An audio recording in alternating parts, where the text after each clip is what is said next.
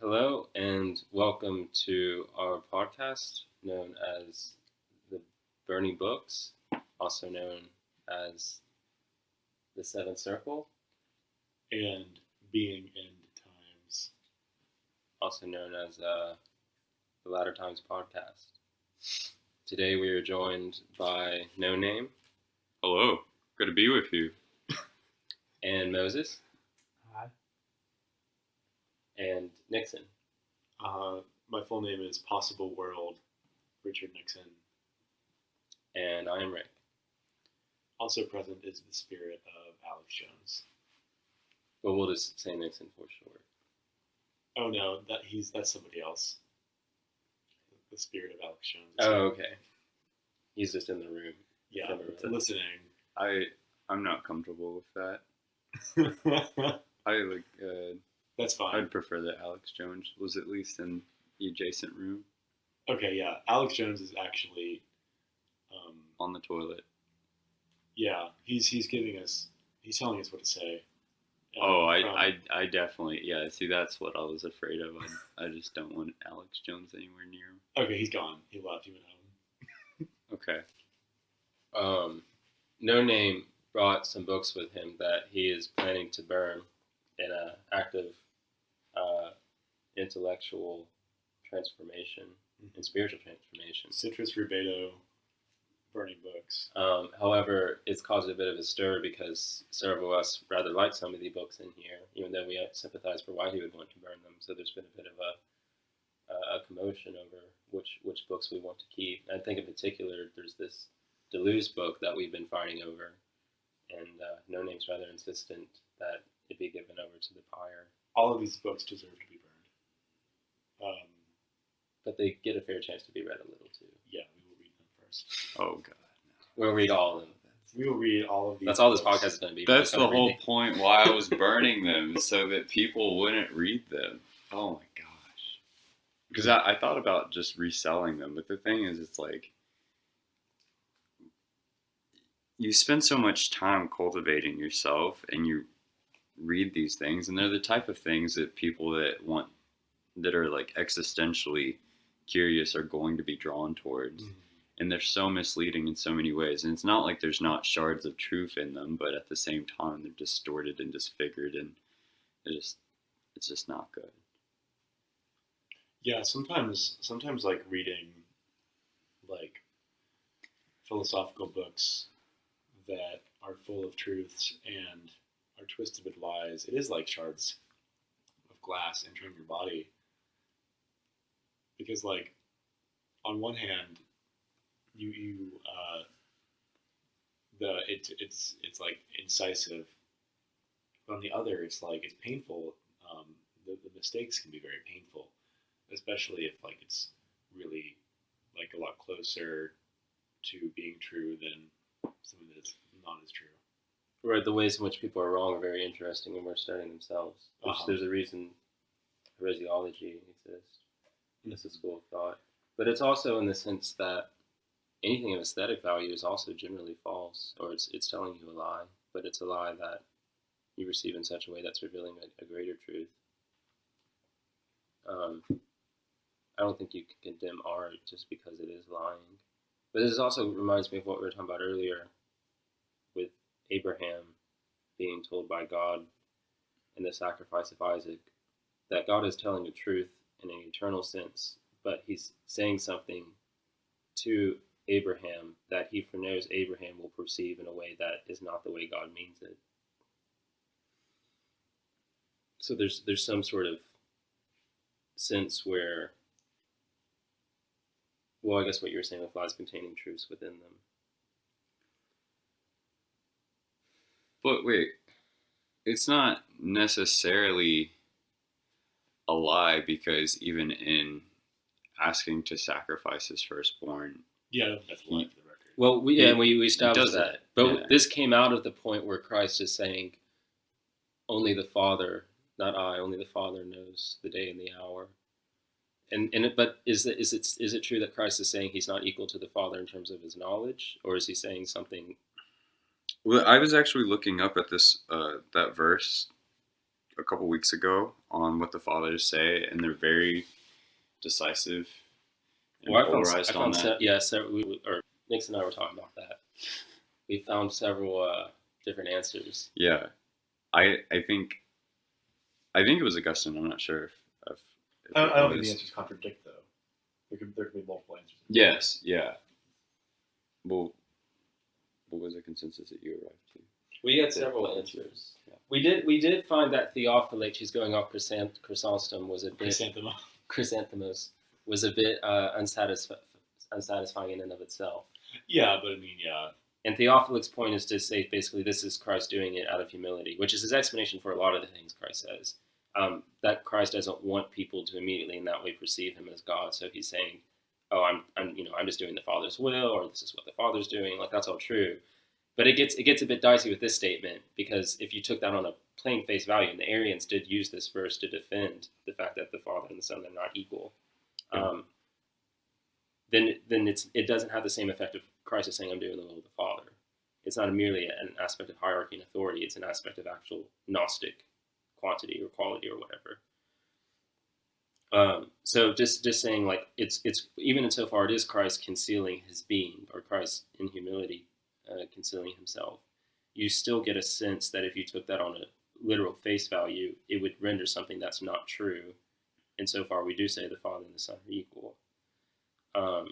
And who was there was another interpretation that was more interesting. Who was this? Was it Chrysostom himself? Yeah. What was it? Do you remember? We eventually got something on our own, but it ended up coinciding or something. Yeah. One of the other points John Chrysostom makes is, well, it was about Christ was mirroring the ignorance in which the question was asked. Oh yeah, it was about if you ask God a question, or if you have a desire from God, but it's in bad faith, then he, in a way, can't answer that question.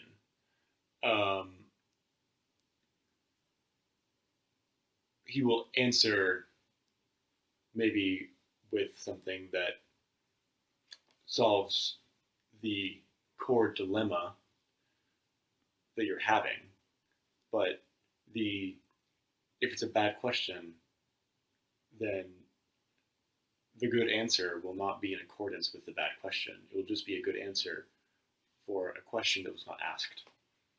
So it's like in a sense that there's an ignorance being displayed by Christ's person, but it's an ignorance that is reflective subjectively to the person asking the question. So it's not an ignorance intrinsic in the second person of the Trinity, but it's one that only appears by reflection. I think that's possible, and because it's like, I mean, I think this is part of what like Saint Theophylact says, like he's in a way concealing his divinity, but not because he is doing so because like he wants to or something, like by some regular passionate understanding of wanting to, but rather because it is what is best for the people he's talking to.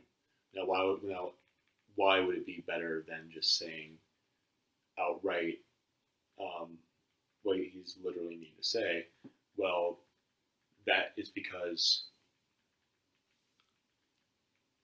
it would be like, it wouldn't be a truth which condescends.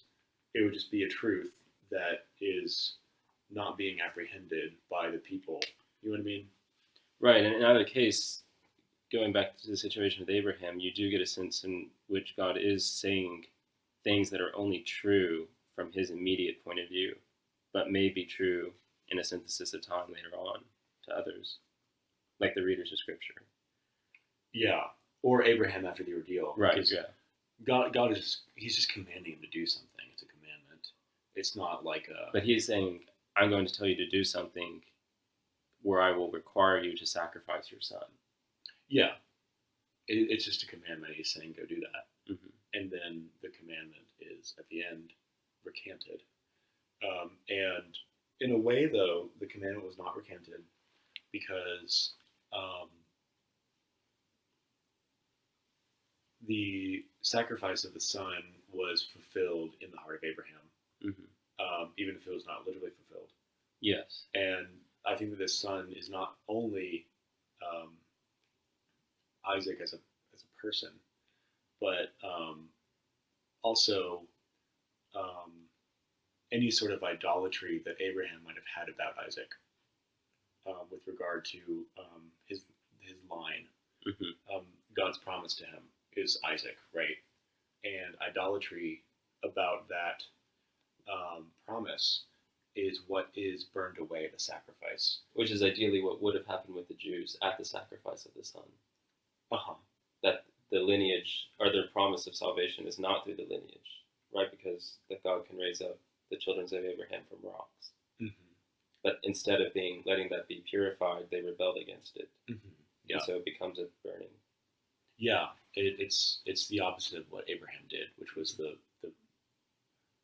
true burning of idolatry. And what's interesting too is that even though Abraham does reject the idolatry, God nonetheless still permits that lineage. He gets the best of both worlds. God does? No, Abraham. Oh yeah, he does. Yeah, and the promise is retained by the very act of sacrificing the idolatry that Abraham has brought into the promise. That is exactly how the promise became retained.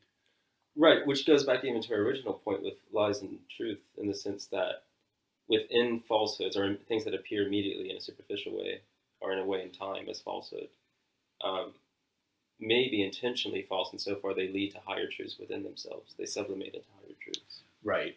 The lie does not lie with God. Yeah. It's not a lie because God said a false thing. Ultimately, he didn't. The lie is in our perception.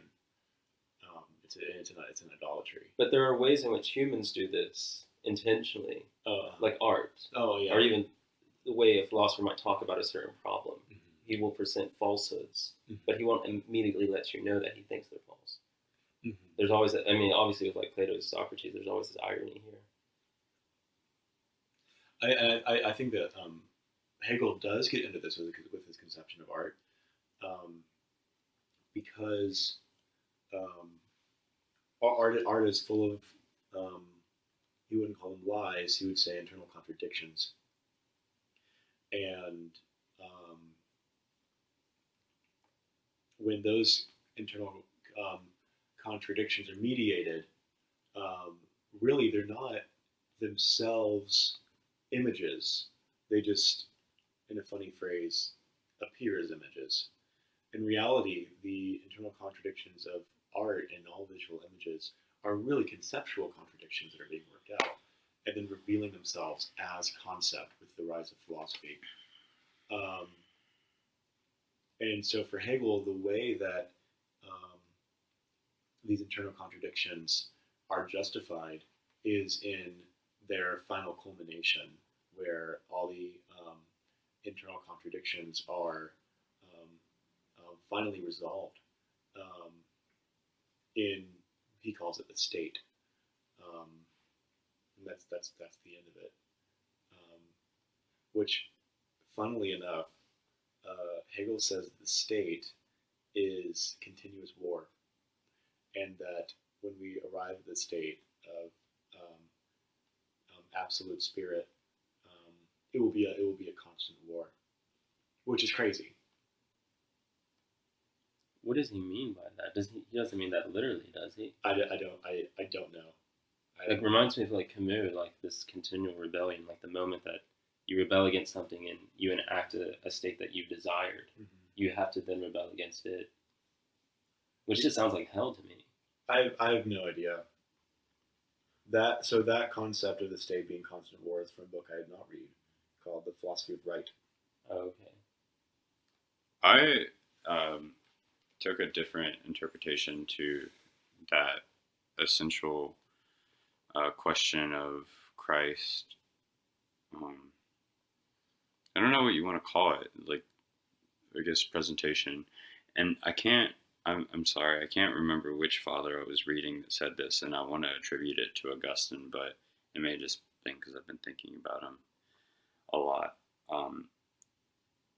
but he used that specific passage that we were discussing to talk about the distinguish. Sorry, I need to be really careful with my language because I guess essentially he was just saying like the role within each person of the Trinity is so powerful and distinctive that in a sense it did not pertain to Christ to reveal that.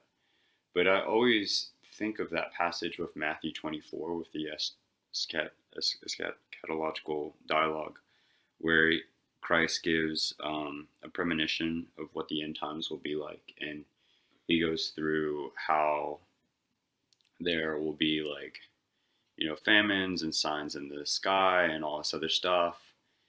And then he's like, but don't worry because I've overcome the world, and like blessed is the man that perseveres until the end.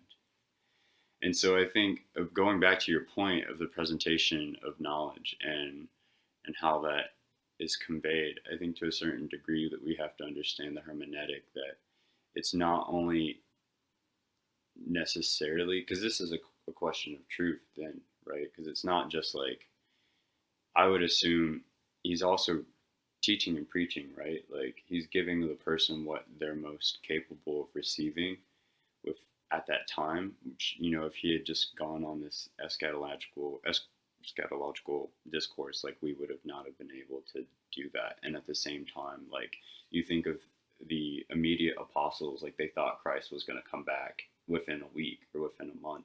And so like, would they have worked hard enough had they known that it would have been like, at least 2,000 years or however long it'll be, as opposed to like, hey, he needs to come back. So like there's, a sense of urgency within this.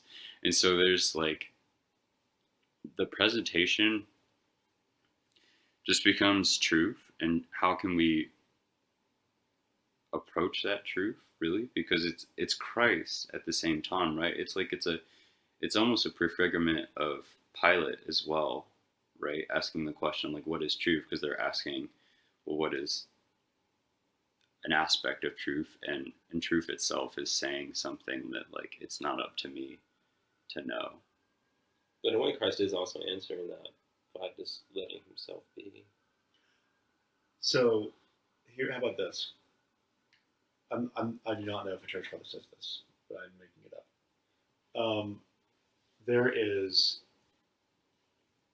He's speaking to people who see his humanity, right? Yes, yeah, that's important to note too. They do not see his divinity. Yeah, which has to be revealed. Right. And so when he says to these people, not the Son, but only the Father, knows,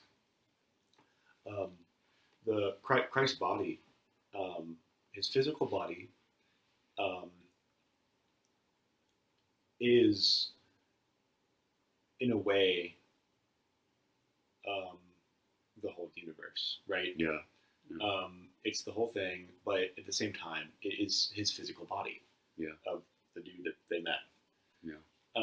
And we eat at communion, and the body of Christ is the body of believers. It is an icon of the whole universe. And the church, which is like the church is the true cosmos. And so when they come to him as a human and he says, not the Son, but only the Father, I think that what they're saying is, if you look at my humanity, you will see the whole cosmos. But the whole cosmos does not know when it itself will end. Only God knows when the cosmos will end. Yeah. And ask the Father, because ask God, right? Yeah. Ask me in my divinity, do not ask me in my humanity. Because the signs that you will see are not signs, the signs within the cosmos of when time will end. You can't find that because the source of the end of time are outside of the cosmos. It's God. Yeah. And therefore, to ask Christ in his humanity, to say, when is this? He must say, I do not know in my humanity, because his humanity is the cosmos. And that's conjecture, but I think it fits the bill. Yeah, I mean, my train of thought was ending the same way. I was just going to say it much more simplistically of how, like, God is the spirit, and so essentially outside of the cosmos, outside of space and time, and so he's essentially deferring that to that, but saying the same thing, that's like, in our known universe, in our known human intellect, like, we will not be able to perceive or like make a trajectory towards this knowledge because it's not of that. It's not like it's a scientific proof or something like that. The cosmos does not know when it will die. It won't know when it will pass away. But it brings about that interesting question, though, of again, like, circulating back to that truth. It's like, well,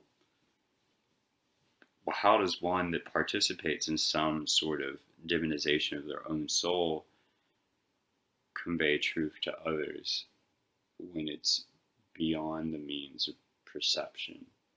Well, any sort of apprehension of truth is going to be the direct action of God, and anyone who is aiding in this, either by using words, etc., are merely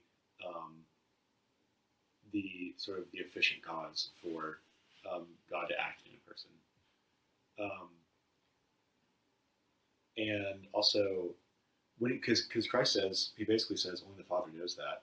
And if you want to think about it, if you want to pray about it, if you want to have some sort of mystical understanding of what eschatology is, ask the Father.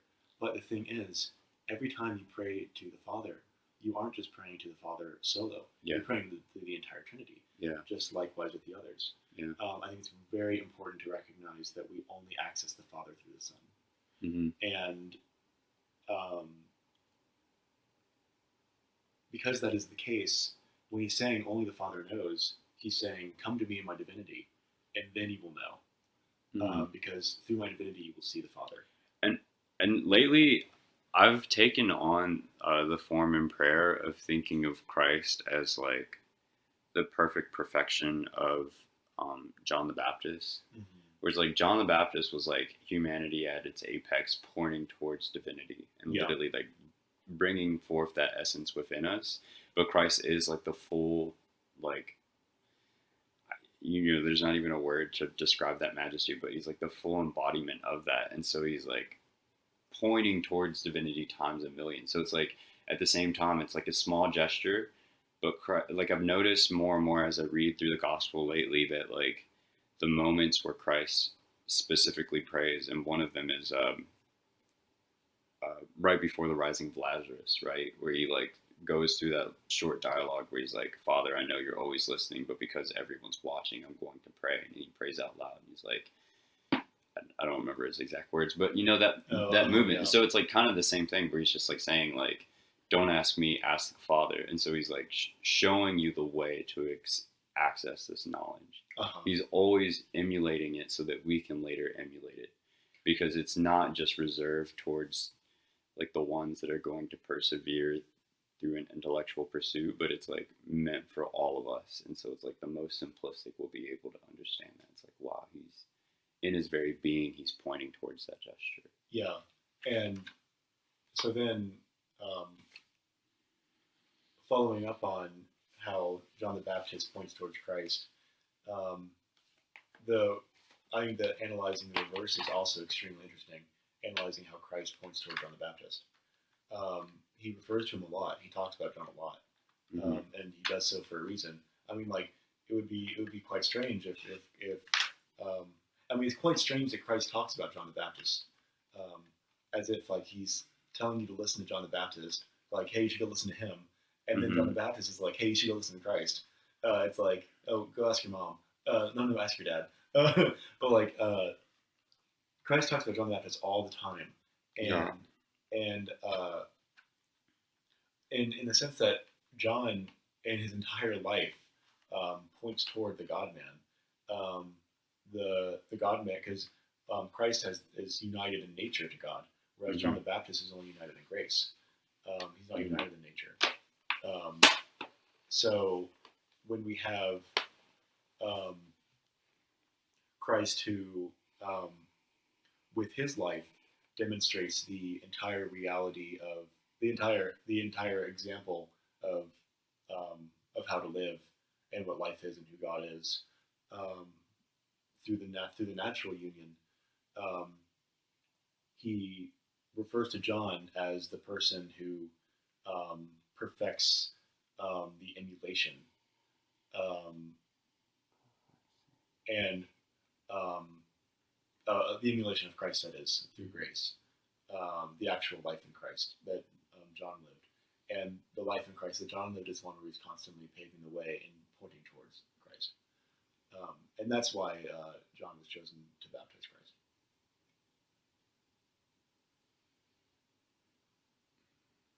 I'm trying to think of the added significance, because lately I've been seeing so much reading the Old Testament, because obviously, you know, John the Baptist, the Annunciation of Zechariah, was the direct fulfillment of the prophet Daniel's vision that he has of, you know, and so like you have to bring that all into account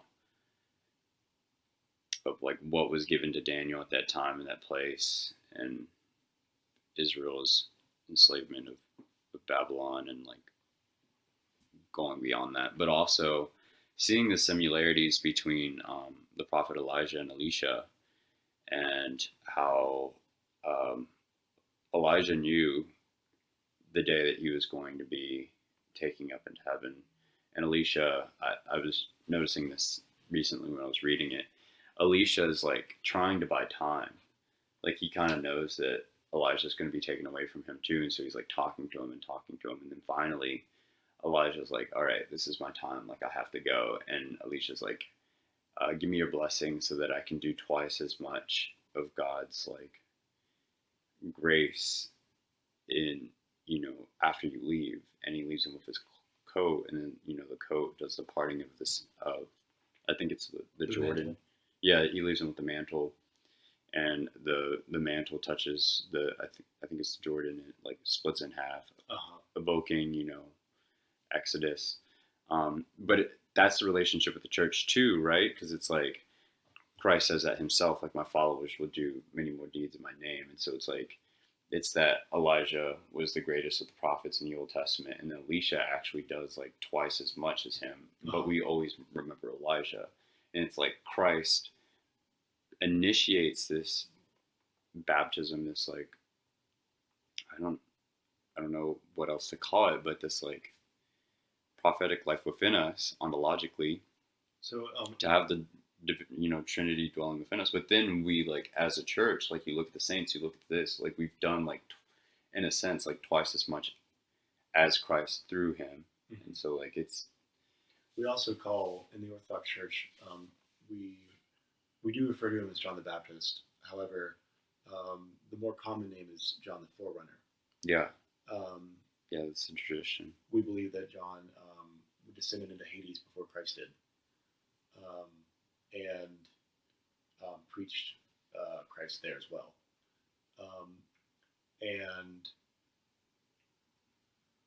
But just to to the righteous souls, right? Everybody. Everyone. Okay. Interesting. I think Forerunner is another way to describe what you described.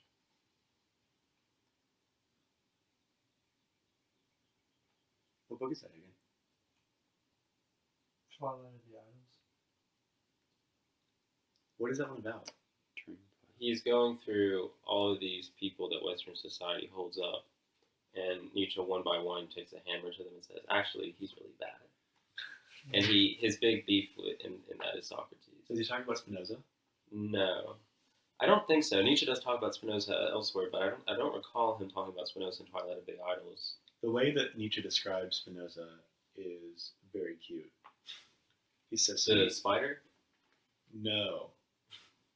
Wait, I guess he does call him a spider. He says the Jewish spider weaving his web of lies in which to catch the philosophical gadfly. Oh, yeah. So Nietzsche also declares Spinoza to be like soul brother. Yeah, he'll go back and forth. He'll generally, the more he's influenced by someone, the more aggressively he'll take them apart as well. Yeah, but Spinoza, he says he's like, finally I found somebody like me, Spinoza. And I'm like, oh really? Because like they end up having very different philosophies, very different approaches, different moods. But you can see why Nietzsche would think that about Spinoza. Yeah, definitely. They have a lot of they have Um, like a lot of like core like desires. in certain ways, Nietzsche strikes me as an unsuccessful Spinoza. And it's not in the sense of like their career as a philosopher, but in the sense of like their individuated being. Spinoza was a very well-liked guy. He got along with everybody. Very virtuous. Not that Nietzsche necessarily wasn't virtuous, but Spinoza had a certain air of this highly individuated person. Yeah, Spinoza had great hair. Whereas Nietzsche like just strikes me as, adamantly personable and fiery, like a spirit as a roaster, truly, but at the same time existentially miserable and discontent. Yeah, it's definitely the Virgin Nietzsche versus the Chad Spinoza. Yes, it is. That is a very applicable schema here, I think. Quite literally with Nietzsche, and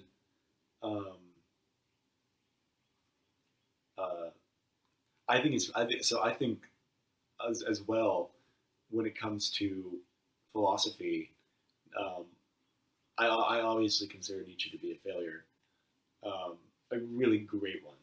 The best failure. The best failure. Never seen a better failure.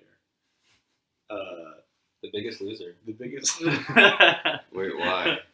Just because like he's so wrong that he's right. You know what I mean? Like no one has ever been wrong in such fascinating ways. Yeah, or in such like true ways. Yeah, in such fertile ways. And obviously his left-handing and insanity.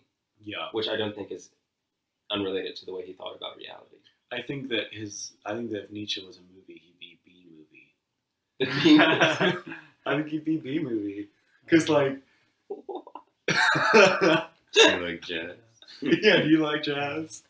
Spinoza Nietzsche asking Wagner's wife, do you like jazz? Goodness. Well, the reason why I think that is because B movie had everything going for it. It had Steven Spielberg. It had it had all the right components. Yeah, it had it had Jerry Seinfeld. It had a woman having sex with a bee. Like wait, do they I don't really think that's. do that? I think it's implied. it's canon. Well, they get married. It's canon. Right? Yeah. They get married and have a big baby. Yeah, B movie 2 is about. Wait, is that real? Yeah, B movie 2 is Son of B. Like it's like Wow. remember Never heard of this. Well, remember like in Shrek 4. That's absurd. Remember like in Shrek 4, Donkey and the Dragon have babies. Oh Yeah. right. It was like that. It was a horrific bee. This Lovecraftian monstrosity. Yeah. Wow. It was live action. It was a bee. No, wait, no way. Human You're making hybrid. this up. It was not live action. There's no B movie 2. Okay. I was I could run with you until you said it was live action. B movie 2. B Cry is so good. But yeah, Nietzsche is like B movie. Had everything going for it. And then it was B movie.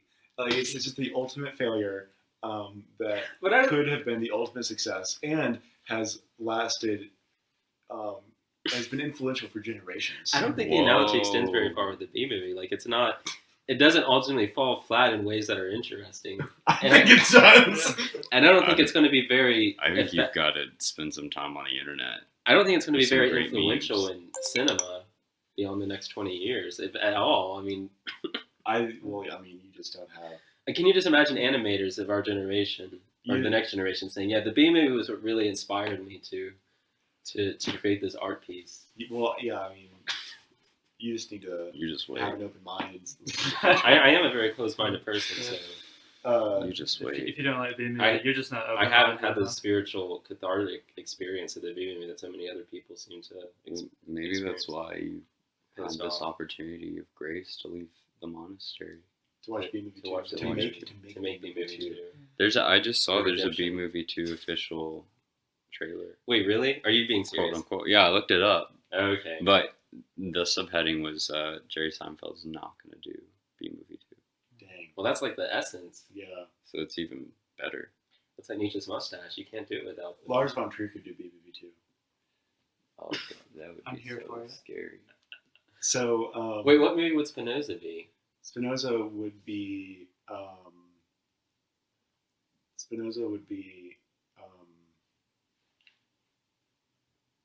I feel like he'd be Rosemary's Baby. Really? Is that what it's called? Rosemary's Baby? Would it be Avatar? Avatar. Spinoza's Avatar. I think Spinoza would be like. Because it's like so cool and seamless, and then you get to the end, it's like, oh, it's the Antichrist, never mind. Oh, yeah. It's kind of like Spinoza. Yeah, I can it's see like that. you don't realize it until you get to the end. Yeah. Because like, oh, this is really cool. I'm like, oh, wait, this is Antichrist. Wait, this is monism. Again. Surprise! Wow. Surprise, one substance. And it's just like he's such like a noble, virtuous person. Yeah. And it's like, how could such a immediately in appearance is such a good person, and I mean good in a very superficial way here. How could such a noble, virtuous person? I mean, his habits, everything we know about him, puts him in a very, high light, I think. Yeah. But then he makes this pretty demonic philosophy. It would be really hard to be friends with Spinoza. So a lot of people are friends with Spinoza, though. I know, but like, it'd be hard to be friends with him because, like, on one hand, you would like have such like respect and enamorment for him, and the other, you're just like, oh, Spinoza. I think most of his friends didn't understand his philosophy, so that's probably why. Definitely not. I think that Nietzsche and Kierkegaard, and this is like something that people say all the time, but I agree with it, are incredibly similar as well. Mm-hmm. And they're really just the two opposite ways that existentialism can go. Yeah. And I think obviously Heidegger, like, his kind of goal was to synthesize the two. Mm-hmm. Yeah. I heard that Merleau-Ponty does it as well. I haven't really read Merleau-Ponty. Dr. Bradshaw told me to read him. What's his big thing? He basically fixes Heidegger's problem of not commenting on the body. Oh, okay. Well, that's nice. So I'm interested.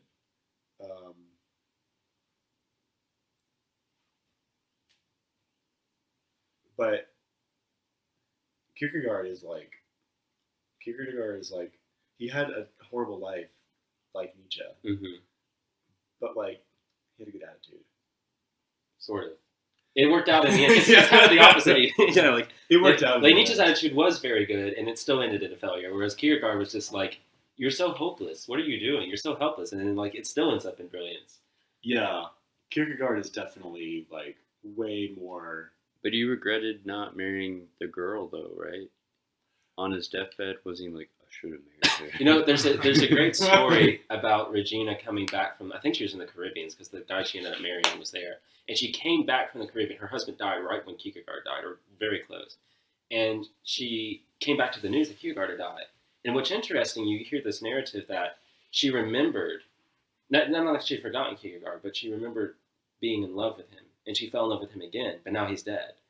And, I mean, this would be a great opening for a movie. But It's just like her going around town asking people about Kierkegaard, and everyone's like, oh, he's crazy, he's a hunchback, blah, because, everyone was spreading propaganda about Kierkegaard. Everyone in the town did not like him. A lot of people did not like him. But like, if I had known Kierkegaard and he wanted to marry me, oh yeah, I would be like, that is like the opportunity of like the millennium. Like, yeah. Yes, please. Yeah, he's like Rimbaud in that sense. That sketch of him, Historical. He's really hot. Yeah, but he was probably overwhelming. You have to be, and very angsty. He'd be a lot to take care of. Yeah. But some people are into that. They want people they need to take care of. I think he'd probably be a terrible father, though. Could you imagine? Horrible father. I think he'd be a good father. I don't know. He wouldn't be a good philosopher if he was a father. Yeah, I feel like he would. It was all that pent up libido energy he was sublimating into his. No, right. And Kierkegaard is aware. Like, if I had married Regina, I couldn't have done what I did. Yeah. If I was Kierkegaard's son, I would be terrified that he was going to sacrifice me at any moment. Would you be that aware as Kierkegaard's son of his philosophy in that way? I think he would force me to be aware. Yeah. Probably. Have you not read my book? Yeah, he would not let me escape. Don't come out of the closet until you've finished reading my entire affair. Right. All right, I read Fear and Trembling, and now I'm gay. Thanks, Dad. So we had a friend whose dad wrote a book on fathers sacrificing sons. Yes, he sent me that book. Yeah. Wouldn't that be a wild experience as the son Yeah, to and realize he's told me about that that. your Yeah, father had a coming intellectual fixation on because he a came into dad. awareness of when he was pretty young that this is what his dad was into, Yeah. son sacrifices. It's But if anything, I feel that's redeeming because it's like, wow, my dad must care a lot about me to think so hard about the pain of this topic. You think so? And I think so, yeah. Because maybe he only had a son to like make the intellectual leap. mm-hmm. He had 3 sons. Had to do it 3 times. Maybe to like the first one was like maybe That's he had like morbid. multiple sons to like see like during the different stages of his life what he would do each time. Because if you have multiple children, you're gonna have one when you're 20, one when you're 30, one when you're 40, and you're gonna have different. Like, yeah, by the time I popped up the last one, I didn't really care that much. I didn't really care about sacrifice. I was pretty down to sacrifice. Maybe he had the first one, and then he expended his passion after a couple of years, and he was like, "Oh, I need to have another one to re-experience, refuel, refuel the angst. Gotta get tenure. Dang, man. Gotta get that tenure. I gotta write a book on this, and it's only gonna be real if it comes from real things. Terrible.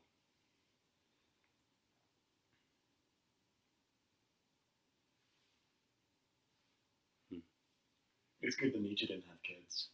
Yeah, Nietzsche would not have been a good father. No. I would defend Kierkegaard as being a good father, but I don't think Nietzsche could have been. Heidegger would have been a good dad. He would like build you stuff. Yeah, Heidegger would have been a great dad. I would love to have. That'd be like one of my favorite dads in history. Yeah. I would love to have Heidegger. Top 10 best dads. Heidegger's number 3. Like I could sincerely give him the #1 dad cup. Yeah, he would be great. He would be an even better grandfather. Oh yeah, yeah. Just Yeah. like you'll never have that experience where your granddad takes you out to the lake and puts his hand on your shoulder and say, "My son, experience this presence." Like you'll never live that. This is so tragic. And then like he like gives you the black notebooks. And buys you ice cream. Yeah. You want to read some old letters your granddad wrote? Take you around in his Beetle. Yeah. Oh goodness. Hegel had children, right? I'm sure he did. I met one of the descendants of Hume. Oh, goodness. Oh. He was my Uber driver. Did he like him?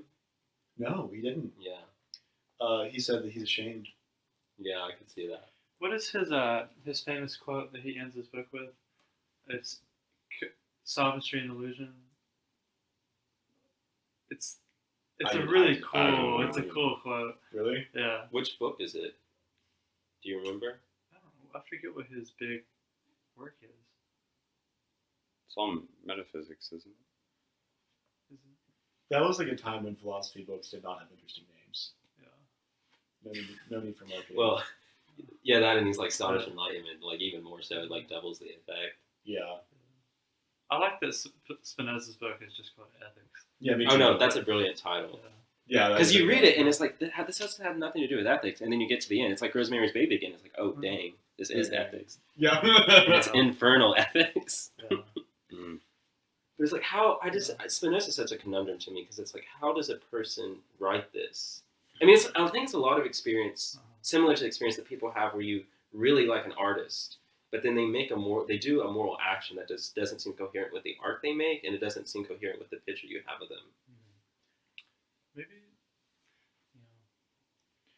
I I mean, Spinoza's work is only evil in that it seems either completely naturalistic or post-human. It's Right. not merely that it's naturalistic. There's something more nefarious. I can't put my finger on it. You're right to call me out for it, but there's philosophers who have purely naturalistic ideas of reality. And I don't even saying naturalistic feels weird about Spinoza. I actually wouldn't say it's monist, but not monist in the sense that all that exists is a undeified nature. Yeah. I don't think Spinoza's like Kant. I don't think he's like trying to slip you one under. Like, oh, the trap is atheism. I think Spinoza genuinely believes in God. He has a very weird idea of what that means, but I don't think he's trying to justify atheism. I know some people read him that way. I think okay. So like, when was the first like sexy philosophy book name? Was it Phenomenology of Spirit? No, It's surely pretty not. sexy. It's very sexy, but like Heraclitus' Fragments, but I mean, he didn't name them that. Right. I'm talking about like a good marketing name. Phenomenology of Spirit's a great marketing name. Confessions. Oh yeah, that's a good one. That is a good one. He pretty much invented a whole genre of literature. Yeah. I mean that's pretty huge. Yeah, It's that my was- confession. Who else wrote good ones? The Christians. On the Nature of Things by the Christians is a great title. That's a good one. But like Christian philosophers in general did not have great book titles, except for St. John of Damascus, The Fountain of Knowledge. Oh, that's a good one. That's a great book name. Well, Prolegomena, to any future metaphysic. That was pretty good. It's pretty sexy. Spicy. Yeah. To any future metaphysic. As far as spicy Singular titles go, metaphysic. it'll be impressive if anything in history outdoes Fame Numina. I That is know. the spiciest Yeah. title. That's incredible. That is like a habanero. Nietzsche. Like it's already edgy, Yeah. and not in like never mind. Nietzsche, like his titles are a little like try hard, They're Yeah, I was gonna edgelords. say, yeah. and it's like Yeah. Birth of Tragedy's good. that's a great title. Beyond Good and Evil is a great. Yeah, that's a title. good one. Yeah. Genealogy of Morals is nice and direct, I like Very it. descriptive. but like a lot of them are just like Nietzsche. You really don't. Know. I'm angry at my dad. Yeah, and I'm trying to Yeah. say something. I think Being in Time is one of the awesome That's a great one. titles. Mhm. It's sort of, it has a connotation for me of something extremely Heavy. Yeah. Yeah, Sein und Zeit is a great German phrase as well. Philosophical investigations. Do you like it? That one's good. Yeah. It's It's very direct, and it makes sense for Wittgenstein. Maybe it only seems to have the weight that I think it does because of who he was. Yeah. If yeah, it was no, just like a if it was just title- some random Yeah. Scottish guy. like yeah. a freshman year like textbook. Yeah. I think like Yeah. the Let's title. investigate. Yeah, the title Philosophical Investigations begs the question: what kind of investigations? Philosophical ones? What kind? And then it's just language. Just language. Meh. Who else had good book titles? Did you know? I found this out the other day, or by other day I mean a long time ago. But in either case, there was I think the first year or the second year. Is it the Grammys that do film awards? No, that's music. What does the film awards?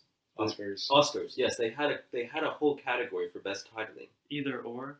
Oh, that is a good one. That's a great one. Yeah. This is really the thing that historians and philosophers should be paying attention to. I know names. Yeah. They matter. Naming a necessity. It's a good one. The only one I think of is metaphysics, but Aristotle. Oh yeah, Typical- yeah. Did he title it himself? No, yeah. it was because the story is like the They were Library of Alexandria. Alexandria, and they were like, "Where should we put it?" And they're like, "After physics." Yeah. but like created a whole genre. So I mean, that's like The Prince. The Prince. I was thinking about that Oh, one. it's a Yeah. great one. I like how there's like at least 50 copies of The Prince at any given half-price books. what a strange phenomenon. I think it has a lot of business people pick it up and try to read it. Oh, really? Oh, yeah. I just consider it to be a glitch in the Matrix. When my dad got elected to public office, I gave him a copy of it to read. I don't think he did though. I think the same thing with Sun Tzu's Art of War. A lot of business people will read that. Oh, yeah. Oh, this is boring. Never mind. Or they will read it and put it back, like in the store or something. they buy it and just stick it back on the shelf. I own it. That's all that matters. Have you seen Calvary? No one. Calvary, Yeah, the film about the Catholic priest. the Irish Yeah. Catholic priest. No, Oh, it's very good. I have it if you want to watch it. I've heard it's good. You should definitely. It's very, very good. But there's a scene I was telling our friends here earlier where the priest is going to one of his parishioners' house, and he's very wealthy. But he's not. He doesn't strike me as like a greedy or like a Scrooge type person. His flaw, like each of his parishioners have this like fatal flaw basically, and like this guy's flaw is like he's self-aware about it, which is interesting. He's like, I feel I can't have a real relationship to anything in reality because I can only relate to things insofar I own them. And he's saying like, oh, look at this painting. It's a very famous painting. It's the one Zizek likes, where the skull's like you can only see the skull when you look at it from a certain perspective. Yeah. So he has the original of this painting, and he's like, look at this. Like I own this. And the priest is like, well, what do you like about it? And he's like, I have no idea what it's about, but I own it. And the priest is like so infuriated. He's about to walk out, and he's like, "Well, what do you want me to do?" And he's like, "Do you want me to piss on it?" And so he takes the painting down, and the priest is just watching this, and he unzips his pants and proceeds to piss on this portrait, and then the priest just walks out. Like, I love that scene. It's great. I brought it up earlier because we were talking about intellectual right, and that's kind of how absurd the idea of intellectual, that you can own intellectual, right, that you can have property on ideas is just so absurd to me. But it's kind of like, I feel like this scene, even if that's not what the director's intent is, it kind of shows the absurdity that something can only have meaning or existence insofar that I own it, or that we can only conceive of things having meaning insofar it has ownership. It's a perfect analogy of the vulnerability of ideas, though, right? Like, because to have this, Moses, I feel like you probably could relate to this most, where you pour yourself out into a work that is in essence something of yourself, and then for someone to steal that from you in a certain way, like, that's intellectual vulnerability. It almost seems like rape, like, but at the same time, it is, when you look at the concept in and of itself, is like, we're gregarious by nature. We need to have like collaborative. Gregarious? Gregarious. What's gregarious? It's like we're, social creatures. I think it is gregarious. Was it gregarious? And I like gregarious. That's a cool word. It should mean something if it doesn't. Like, Gregorian chant is gregarious. Like, I think of like monks chant. I feel like it's an architecture style. Like, it's a very gregarious, period. It's just like you imagine like buttresses and gargoyles and like monks chanting in the background. What do y'all think about like property rights in general? This is a test. Rights. Well, are meaningless. Yeah, they don't actually exist in any. I don't know if they really exist. I don't know her. Property is theft. That's okay. I know you're joking, but I fucking hate when people say property is theft. It's so stupid because like that like includes the notion of property within it. Like what? It's a completely meaningless statement.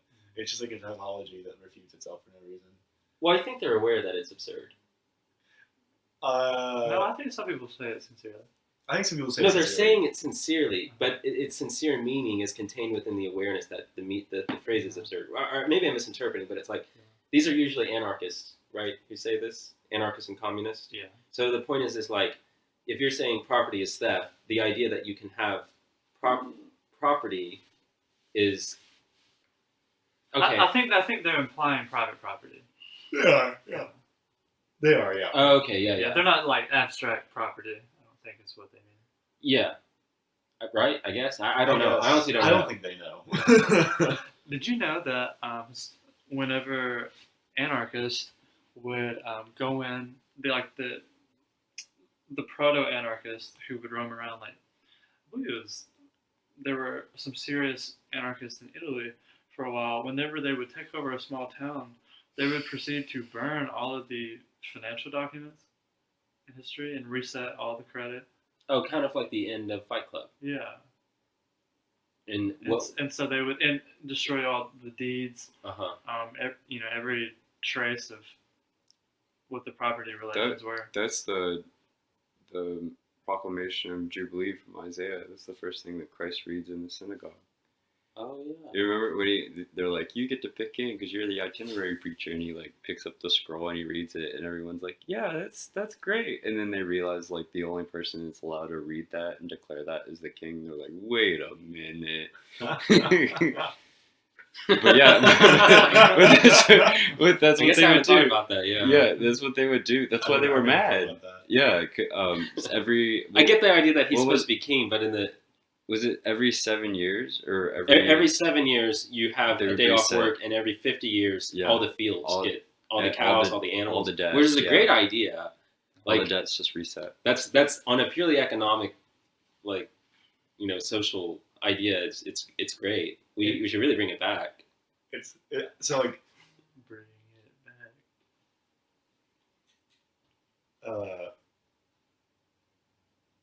Sweet. Like whenever there's lots of times when people get mad at Christ in the Gospels, and when I don't, so most of the time not most of the time, but sometimes like I read it and I just like don't know why they got mad. Like this thing, for example, I didn't know these details, and so when I read that, I was like, I don't know why they're really mad, but they are. And then maybe I'll find out at a later date. But these people really don't like to do that. They don't get mad a lot. Yeah, they got, I was mad again. It's like 7 years Don't really later, know you're why. like, now I get it. Yeah. Yeah. Yeah, that's why they were mad. That makes sense. I think that there's also significance to it. I don't know the history of it, but I know that like when everything started to go bad in the Jewish kingdom is when they stopped doing that practice. And then God was like really mad that I want to say it's Jeremiah, but maybe a little bit older than that. But he's like really mad that they're not doing that they're not resetting the debts. And he's like, it's like, all right, that's like one thing, you know, whatever. They're not like doing what I told them to do, and the king was just like, whatever, forget it. But then like they started to do like usury, to where they were like not doing that, and then like using that debt money to like get even richer. And he's just like, all right, whatever. And then that's like when he wipes out Israel. He's just like, You should read a book called The Gift by Lewis Hyde. You would really appreciate it. It's about gifts. okay. Gift Alright. It talks a lot about this subject, though. The history of usury in general. Gift giving is super interesting. Heidegger talks about gift giving a lot. The spirit of the gift economy. It circumscribes the community, the brotherhood. Gifting is fun. I always forget how much I like giving gifts until I do it.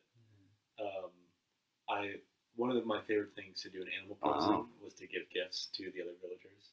Do you know what the subtitle of this book is? The erotic life of property. Imagination and the erotic life of property. Y'all didn't tell me what you think about property. You were avoiding my test. Well, you were saying rights of property, and I said rights don't exist. I told you mine. It was hidden. In either case, everything just kind of owns to The parable. is owned by God. Yeah. Yeah. But I think there's something to be said for like your right state in life, and how like, because you know the parable of the talents, where like you're given these things, like what have you done with these things, and you'll have to give account for these things. So it's like, and But it's not like, and it's there's not like such you a- own them by a right. Well, what I was about to say, the first whole like part of the Bible is inheritance, and how like every single one is just like inheritance, and like I never even. And the story that's really weird to me, speaking of property, is Jacob and Esau. Yeah. You know that. Yeah. Yeah. I don't know why is it like that? Wait, do you know what the story is? It's because I said it like that because I was laughing internally about a joke I told myself, and so it came out as part of my word. Okay. You're talking about the birthright? Yeah, where it's like it was supposed to go to the oldest, and the dad was blind. It's a very weird It was- story. yeah, it's like Israel, right? Sarah, is that the wife? Rebecca. Rebecca. And Yeah. Rebecca's like, okay, so I really don't like this other son, but your dad really likes him, and apparently God like promised him like the inheritance of the Savior. So what we're going to do, we're going to get rid of that plan. I don't like it, and I like you. So what we're going to do, we're going to, your dad's blind, so we're going to give you hairy arms like your brother, and I'm going to make some soup for you, and he's going to think, I recently saw a painting of it. The painting of it's great. It's like this little boy, and he's like wearing like this deer skin, and the dad's just like a blind guy. I mean, it's just weird. It's hard to imagine that. And the Jews were like, we got it right. Everyone has to remember that this happened. The instructions were incredibly particular. They were like, go out and kill the meat and do like go kill. Well, I don't remember if there's specific instructions about the deer. It may have been like 3 years or male or whatever. And he was like, but cook it the way I like it. And Yeah. Rebecca was like, don't worry, fam. While your brother's out doing that, like I've already pre-cooked the meal. Like you can slide in. And the dad's just so like unfazed by it. He's just like, oh no, Esau, I thought you were your brother, and now I just happened to give your entire inheritance rights to him. And then, which is huge. And then Esau's just like, do you have anything left for me? Like Esau's desperate, and then Abraham's just like, is it Abraham? It's Isaac. Isaac. Sorry, Yeah. I keep saying Wait. saying Abraham. And Isaac's just like, It is Isaac, yeah, because he goes to Jacob. yeah, and then Isaac's just like, well, you can have like this, some property or whatever, I guess. No, he just gives him his blessing. Oh yeah, he just gives the blessing, but it's not even the Yeah. original blessing. It's like Yeah, it's no, like he's a just watered like- down. yeah, he's just second-hand like- blessing. Love you, bud.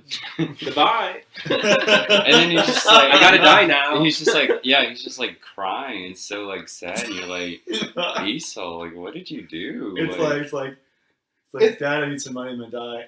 The gift's in your heart, babe. And it's also like Esau didn't really do anything unjust. he didn't, did he? No, he's just Okay, he's just being he's basically just that Lack of Rebecca gratitude. didn't like him. Lack of gratitude. I guess, but it comes down to Rebecca preferring Isaac, Or Jacob. Jacob. Jacob. Goodness, I'm all over. Yeah, it. there's so But many. you There's so can't. many But names. Esau cannot blame Rebecca for what he did. For what? Just ingratitude. Okay, Did he have ingratitude? I thought so. I didn't get the sense from my last time I read it. Yeah, I don't know. When I recall the Shake on my story, head. I remember Esau being a negative character in some way, but maybe that's just the way it was. I think Or he has hairy arms. I'd always It says remember Esau him did. as yeah, right. Jacob Yeah, had he's, all that. he's from the womb. he's Yeah. prefigurement of the prodigal son, but it's like the sad thing because he doesn't get to come back and he doesn't get his inheritance, but he Yeah. like squandered it. But why does God hate Esau from the womb? I'd imagine it's just his own gratefulness. Even in the womb, he was ungrateful. Probably, yeah. Dang, Well, that's yeah. harsh. Foreknowledge. Well, it could have been. Oh yeah, it's getting Augustinian in It here. could have. No, it could have It been. sounds like he's ungrateful from the womb. It could have been just like bad. Bad vibes. I was gonna say bad sex, but you know. Okay. Wait, what are you No, talking about? but okay, because they what's what was the name of the practice that they used to do? It's in the book of Tobias where you don't have sex on the first night that you're married. It's like offered up to the Lord. That's cute. Is that when you put the sheet between you? Yeah. That's not true. No, but it's a real thing. It used to be a real thing, and like I've heard that was made up. what? But I've heard by Jewish people that was made up. I hope it The is. sheep thing? Oh well, I don't know about that, but like not having sex. Oh, yeah, the yeah, first sure, night, yeah. That was that real. was Well, that was that's a real. yeah, thing. I think that might be real. But That's It's the definitely most neurotic thing.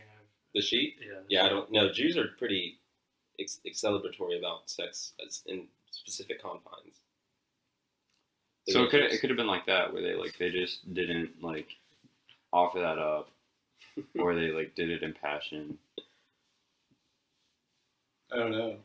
And what do you do your first married night then? Do you just like watch Netflix? You pray Yeah. together. You It's in the book of Tobias. Oh, okay. Remember where it is Sarah and like up to him like her past 6 or 7 husbands have died whenever they have sex with her, and Tobias falls in love with her, but he's like, but I don't want to, like, everyone's like, dude, like, you don't want to be with that chick. Something's and going the on. angel Raphael's like, nah, dude, this is what you got to do. Let's go fishing. I love that story. You don't know that story? No. You don't know that? Oh my god. Okay, you need to 6 read or this 7 story. husbands? Yeah, like, so every time she gets married, her she's beautiful too. Every time she gets married, her husband dies, and so her dad's like, this is Tobias may be like one of the most underrated stories And the in the angel Bible. goes fishing with him? Yeah. That's pretty Well, the interesting thing is that the angel appears as a man, Uh-huh. and Okay, this sounds familiar. okay. Well, how much context? I've literally never heard of this. You've never heard this? Okay, this is like awesome. Okay, so Tobias, for whatever reason, is obsessed with burying people properly. Like, no, for whatever reason, like everyone just dropped the practice of burying Jews when they die. I guess because they were in captivity, and he's like the only one doing it. So he's like has his basement filled with all these like dead people, and it's just like really weird. And all of a sudden, like a bird poops in his eyes, and he's blind, and he's like, "Son, I'm gonna die. I need you to go to this city and find this man that owes me like $10,000 and go ask him for my money because I need my money before I die."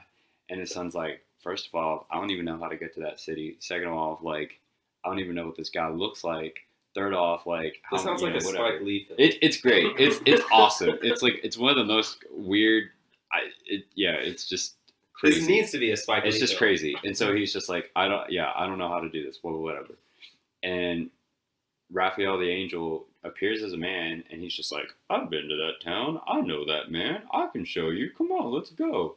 And so they start traveling, and then he's like, all right, halfway through, you're going to stay at this one guy's house who has this, like, and the story of Sarah is just, like, weird. It's just, like, you know, they just randomly meet her, and they're like, she's, like, going through suffering. Tobias is going through suffering.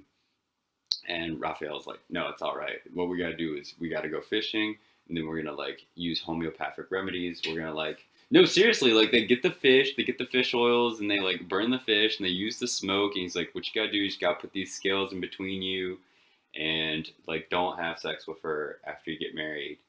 And Scales in between you. Yeah, the fish scales. Where, like, in they between lay what? in between Oh, in the bed. the couple, yeah, in the Okay. bed, yeah.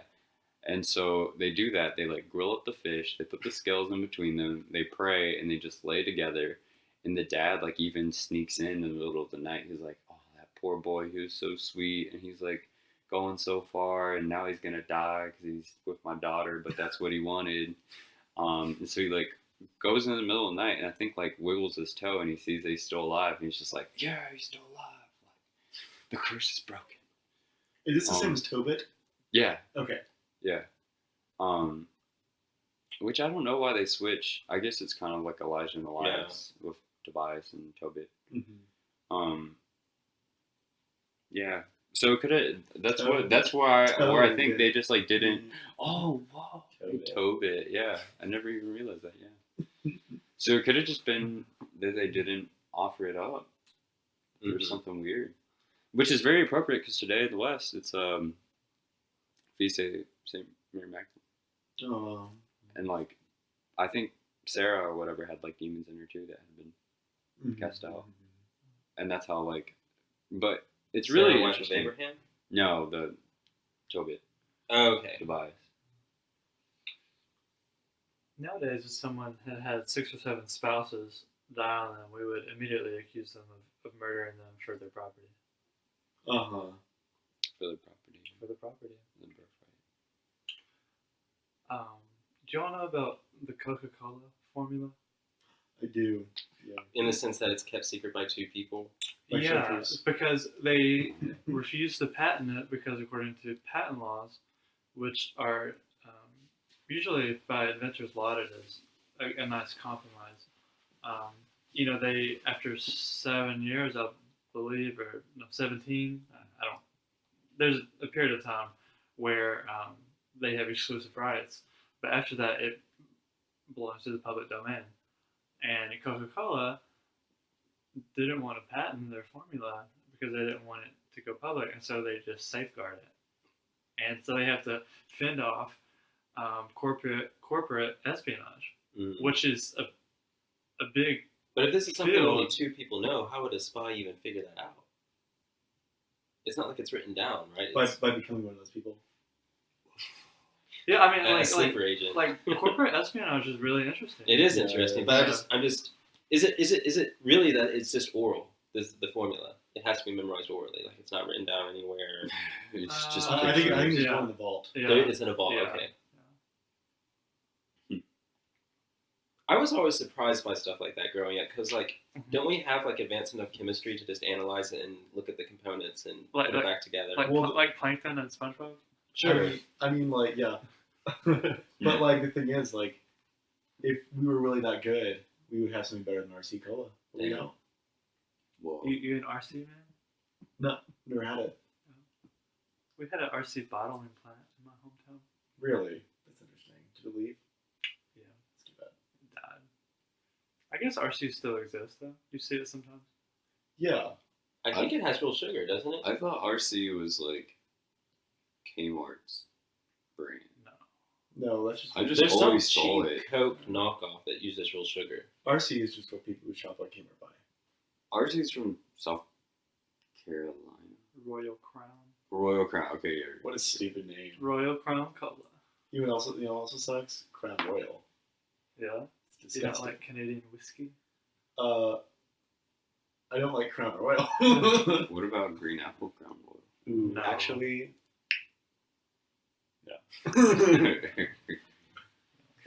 I think it's disgusting how they have like Crown Royal vanilla, which is just Crown Royal with added vanilla syrup.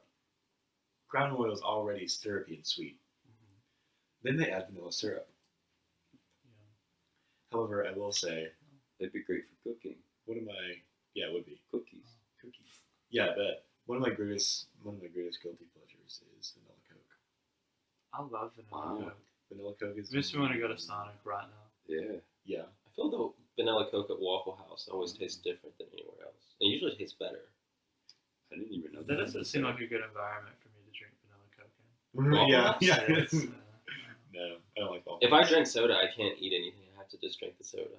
Oh, really? Yeah, I get sick very easily if I mix it with something. I mean, yeah, that makes sense. Vanilla Coke reminds me of being at the pool. Yeah. Because there was the only time when I was a kid I could find vanilla Coke in the wild was at the pool. Because the vending machine had vanilla Coke. It is like a rare animal. Wow. Yeah. Cherry vanilla Coke is like, that's like finding a shiny Unicorn. Yeah. Which is crazy because like, a lot of people like vanilla Coke. And a lot of people like cherry Coke. Yeah. I want some vanilla Coke. I remember I got a cherry vanilla Coke in California my first time going to Los Angeles, and really what it was vanilla Coke, and they put a cherry in it. End of story. When one time the Meijer next to my house, they installed their own flavoring syrups in their soda machine. So they had vanilla and they had cherry, and you could add as much as you wanted. And you just press the button, and the syrup came out, and you would mix it in your soda. A lot of modern soda machines are like that now. Yeah, a lot. Yeah. Yeah, they are. They don't taste the same, though, No, they let's be don't. honest. Yeah. But like when I was a kid and I saw it for the first time, I was like, "This is a brand new world."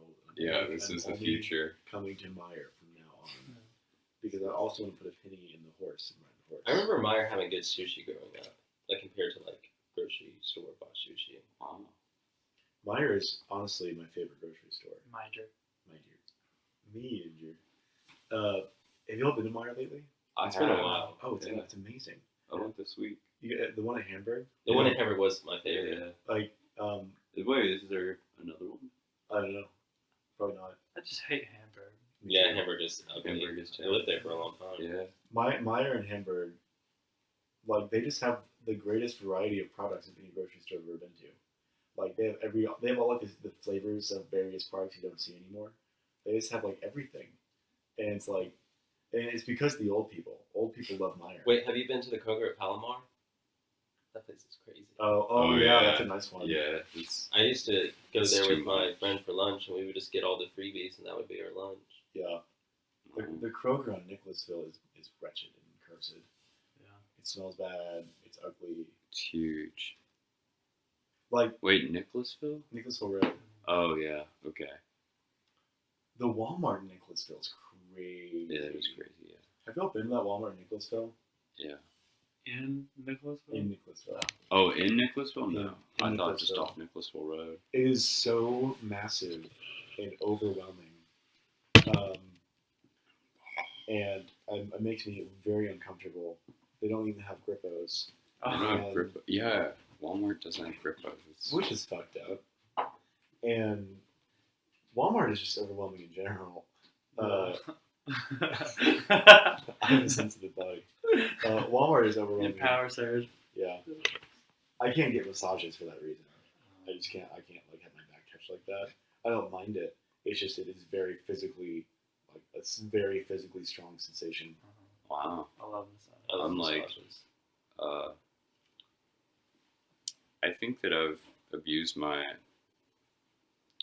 nervous system for so long, and I've shocked it. So now I'm just like You don't care about very massages. sporadic.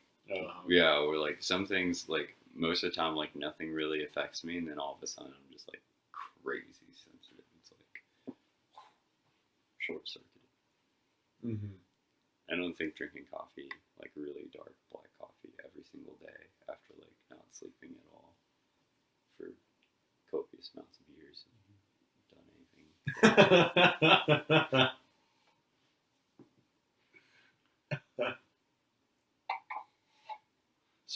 So why burn the books? You can. Well, is it just reducing the amount of falsehood in the world?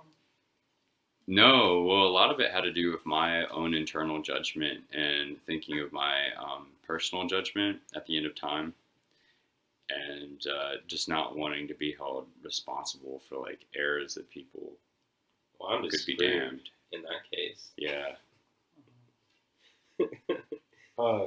I mean, it is dangerous to burn certain books like the Lose because they'll release demons. That's what I was like low key, like, wow, should I call a priest like a to Horcrux. The oversee spirit of this? Alex Jones will come out of the Lose. Yeah, this is, I don't know. They'll have a battle in the astral plane. So now that you are pursuing the path that you are pursuing, do you feel a heightened sense of responsibility, not just for yourself but for others?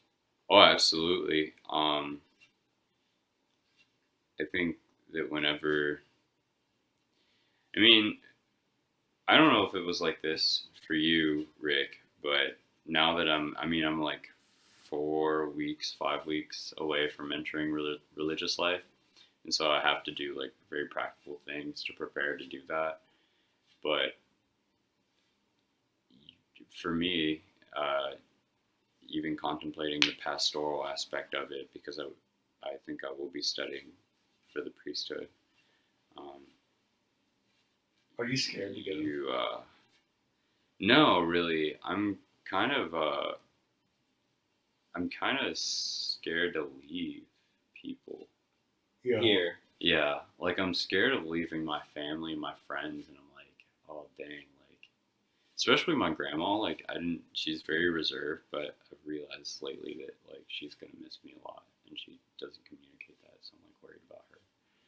But to answer your question, I've realized I just came to a really deep understanding. I think at the beginning of Lent this year, I was really questioning like why we do Lent, like especially in the West, like why do we have Ash Wednesday? Like why did I wake up really early to have like ashes spread on my forehead and like be told that I'm gonna die and return to dust? Like, and I remember having a really deep existential moment of recognizing that like I had nothing to do with my being, like coming into this world and receiving this life, and that it also had nothing to do with the fact that one day like that life will be taken from me.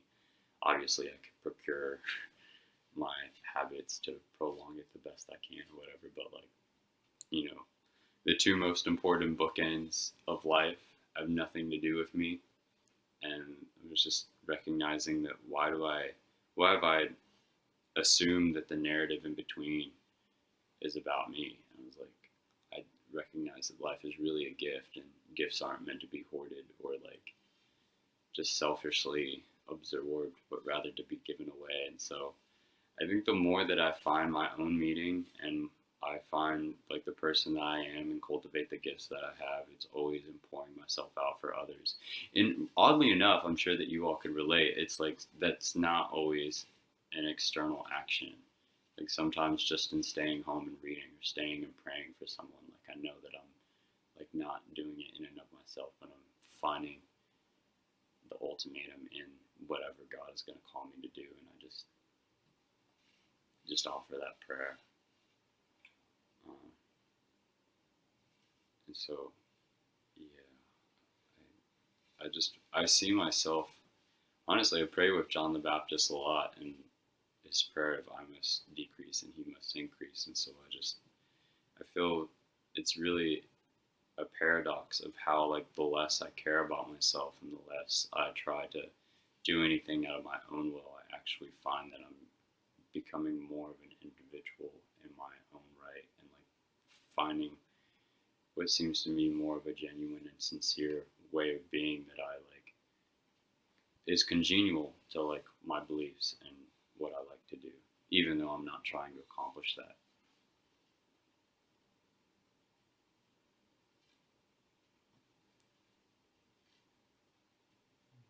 And so I look at these books, and I remember being so anxious to want. I was really obsessed going into college with wanting to be perceived as like, I don't know, just a fierce intellectual or just intelligent, and I had this grand sense of how like messed up the world was, and so my heart was wanting to do that, and I was so embittered and so angry at others that no one was really taking an initiative to do anything about it, and so it was just like intensely aggravated with that, and I would study, and it's really interesting now looking back because I met with my professors recently, a couple of them that I've told that I'm entering religious life, and they're Your professors from when you were when I was in college, and they have noticed the change as well, where it's not just a platitude of like, oh wow, you're a new person, like whatever, but it's like I don't think that I changed as a person because my heart is still essentially the same. It's still oriented towards these things, even in my deepest wounds of sin. But now that I've oriented them towards Christ, which had never been even accessible in my life prior to this point, like now that they're finding like a healthy sublimation of what they were supposed to be. Where in the past it was like, I would think superficially I was much more intelligent. I was much more driven to like pursue knowledge, quote unquote, and educate others and like be more altruistic and more like extrinsic in my pursuit, or external in my pursuit of just wanting to do good for good's sake. But now like I've lost that completely, and I think on the surface someone could say that like my personality has changed, because Rick can attest to this, because Rick's known me since I was like 11, and I've always been just like a class clown and like very just facetious and just not really caring, very like nihilistic in the sense of like Oscar Wilde, like just a man of pleasure and hedonism. But I think even then there was a deep side of you that was dissatisfied with that. Oh, absolutely, yeah. Yeah. And so I think that when I encounter people from my past and they see me on this trajectory, they're like, whoa, that's a radical change. But really, it's like internally it wasn't. It was just the fulfillment of who I was. And now I don't necessarily pursue knowledge for knowledge's sake, but rather just knowledge for the sake of whatever God has intended for me to do with what I have, and just offering it up to His providence. And I recognize that these books are, I've been praying a lot with the titles of Satan, and how like Diablos is the disperser, like we were talking about that. And it's such an interesting concept of how like taking the essence of God and dispersing it throughout the world. And so you do find truth in all of these different books to some degree, and that, I think, creates this anxiety within an individual that's searching for that, because we're meant for that. I really like Augustine's model of like how our hearts are like meant for God, and so they won't find rest until they rest in Him. And so you see truth, and for someone to abandon their paradigm of understanding of what sort of sustained and fed them for so long, it's so difficult, because you're literally telling them to like uproot all of their life and to like rip the foundations from which they've been built in, that they have like glimmers of that real truth that they're searching for, but the fact that they find it in so many things makes them restless and anxious, because they still have to keep searching and searching and searching, where like now that I've recognized that all truth is in Christ and He'll reveal that to me as I need it, and then I just like, I could still on some sort of level be searching for truth, but there's no sort of anxiety towards it. It's just rather like this deep relationship of love of since you converted. Recognize. Yeah, I feel the exact opposite. in the sense that life becomes much more angst. Well, You have a sense of yeah. responsibility. Well, there is the responsibility, but I think that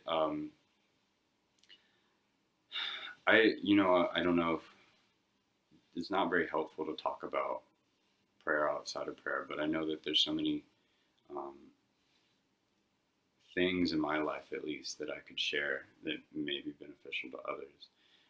And so, like, I've never met my biological father. He died before I met him.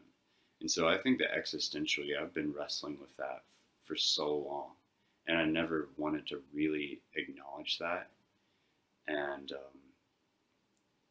there's so much that God has revealed to me, like, in that identity as Father. And one time it happened in this beautiful story where I had lost my keys to my car, and I was at work, and I searched for my keys like all day, and I couldn't find them. So the father that I've grown up with since I was 2 years old, he like takes me home, and we like have this, heart to heart, and that's like whatever. And then the next day I like come back, and I'm like, I think my keys are in my jacket. And so like I go and get my key unlocked, or my car unlocked, and they weren't in my jacket. And I'm like, well, what the heck? I don't know where they are. And so I'm like searching for my keys again and again. And my father's like, well, it's a spare key. We can call the dealership and like try to get them to mold another key, but it's going to be expensive. It's going to take all this time. And at the time, I was trying to get rid of my student loan. So I was just like, dang, this is not what I want to hear. Like, I'm crazy broke right now, and I don't need to be doing this or whatever. And so I was just like, whatever. And I just keep searching, and I search the same place like 15 times. And my dad's like, all right, like if we're going to do this, we're going to get the mold from the dealership. Like we need to start doing that because it's going to take time. And in that moment, I remember just being extremely anxious because I had so many other more important things to do. And I was like, why did I, lose my keys? And I had like 3 meetings, like an hour away from here. And I just went into this space. I secluded myself, and I went into a very, very deep state of prayer where sort of everything was just gone. And I just started to pray, and I started to ask, like, God, like, reveal to me who you are. And I was praying to Christ and just thinking about that time, like God is Father, God is Provider, which I'd never really allowed myself to do because it always seemed like cliche, and I think that there's something in that something in me that wanted to resist my own happiness. I think one of the worst things about evangelical Christianity is that it takes concepts like this and makes them like embarrassing to actually like admit. Yeah.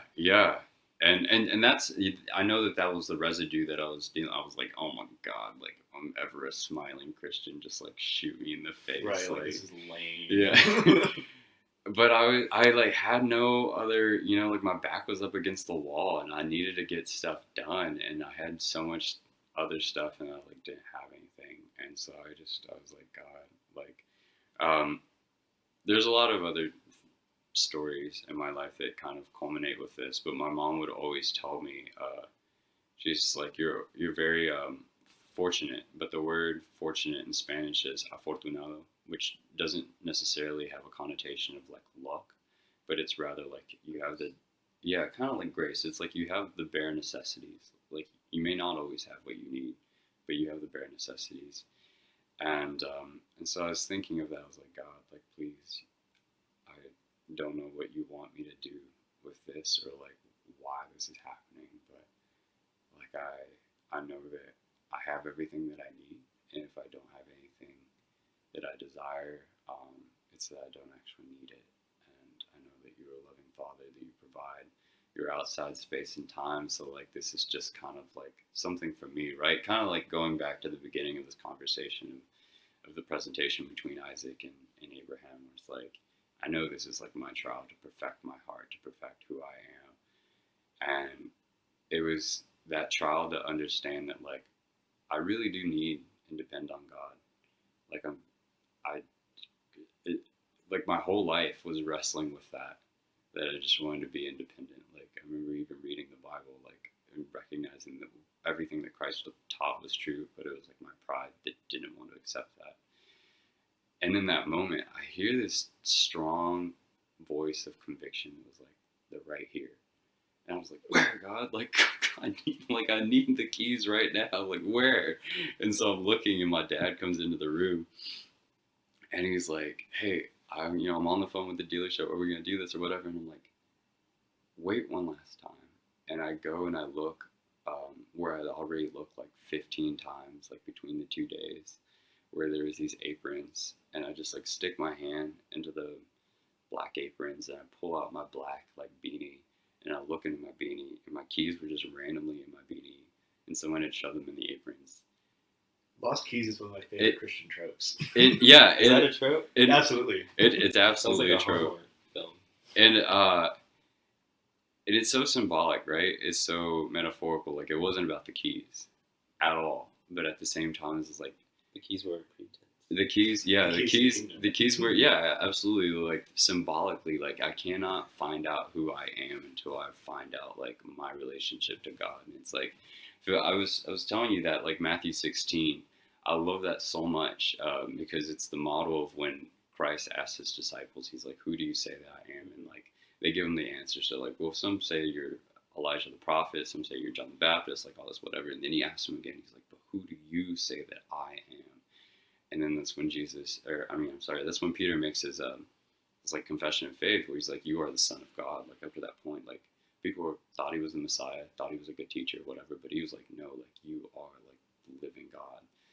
And he says, blessed are you, Simon Bar-Jonah, for flesh and blood has not revealed this to you, but the Spirit of my Father. And and then he makes like the promises. Which is my explanation as well for the Son is not another 10 times.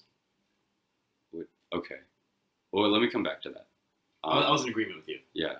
I love that because it's a model of our deepest identity of who and what we are, right? Because he says, flesh and blood has not revealed this to you, but the Spirit of my Father. So it's like, it's no amount of intellectual sort of our own effort coming to understand who and what God is, but it's rather like cultivating a space to listen and to hear and to receiving that. And God freely gives that. He freely reveals who he is to you. And so when God does that, he literally changes, like, his whole life changes from Simon the fisher to Peter the apostle. It's like coming to recognize who God is. We recognize who and what we truly are because God dwells within us. And so, like, at the deepest core part of your personality of who and what you are, like, you can't know yourself until you know God because God is in you, you know?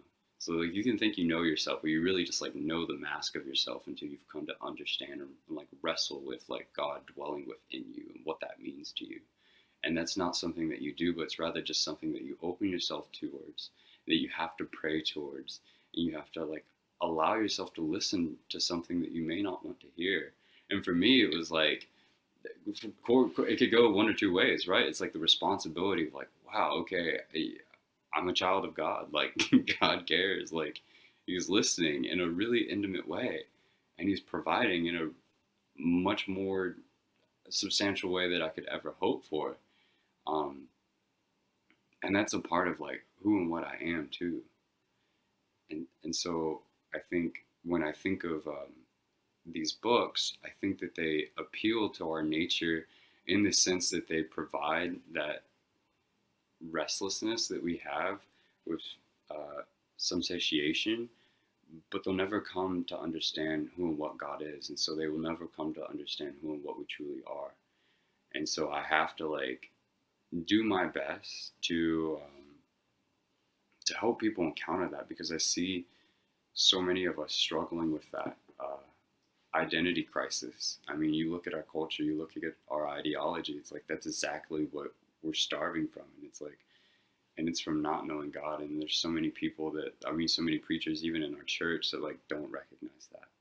They think that, like, the church itself is like some altruistic or social justice sort of thing. It's like, no, it's like coming to the understanding of, like, what God is and how God is in us, and how, like, that's, like, the whole story of Genesis, like, till now, and that we're, like, deeply involved in that. And it's, like, playing out, like, all those archetypes are playing out in our lives and in our hearts, like each and every day, and these struggles and these sorts of things. And so I think that, like, on a very practical level, it's an opportunity cost to devote yourself towards these really fascinating books, like, because you're not, doing that. But at the same time, like you said, like, they've molded me to become the person that I am today. And I know that all my deep wounds, I've already begun to see how, like, those are the points of healing for other people.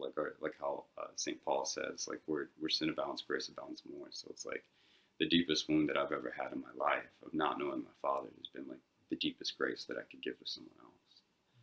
And so I think that these books, in a sense, like, they're my struggle of trying to become my own father, of trying to become my own man, but it's like, it's a false antidote. And so I want to do my best to, like, So in a way, you're like burning the help father. heal. Burning the false sense of the father. Yeah, the false father. The false sense, which was like, because it's so interesting, like, how, Because it's like an image of a father Yeah. you built in a way, and it was an idol of myself. a father. Yeah, like, ever since I was a little boy, I always wanted to be an adult. And So it's now, kind of like Abraham and Isaac, but reversed. and now that I'm, like, coming into adulthood, I'm like, no. And I recently had the opportunity to speak with so many contemplatives at this religious conference, which was really interesting. And I asked a lot of the contemplative, I got to meet with some really cool nuns and some Carmelites. And I asked them about their decisions of entering into religious life. And you can noticeably tell that their whole demeanor, the whole, like, way of talking sounded like a child when they referred to it. And they would laugh, and they were just filled with this, like, odor of sanctity and this odor of joy. And I was like, and that makes so much sense, because it's the deepest longing of us. Like how Christ says, like, you won't inherit the kingdom unless you become like these little ones. It's like that sense of who and what you were when you were at one point that wasn't molded in the right way. And I think that the more that I look and think about the sin of society, it's just people not being who God intended for them to be at the time that they were called to be. So it's like the sin of not living up to your state of life. And there's a church historian, an American historian that Rick and I both like. His name's Charles Clume.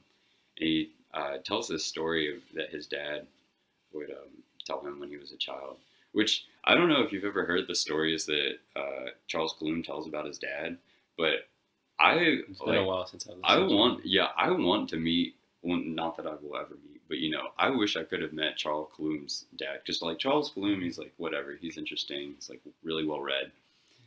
I would comment on a bunch of stuff, but like the anecdotes he tells of his dad, you're just like, whoa.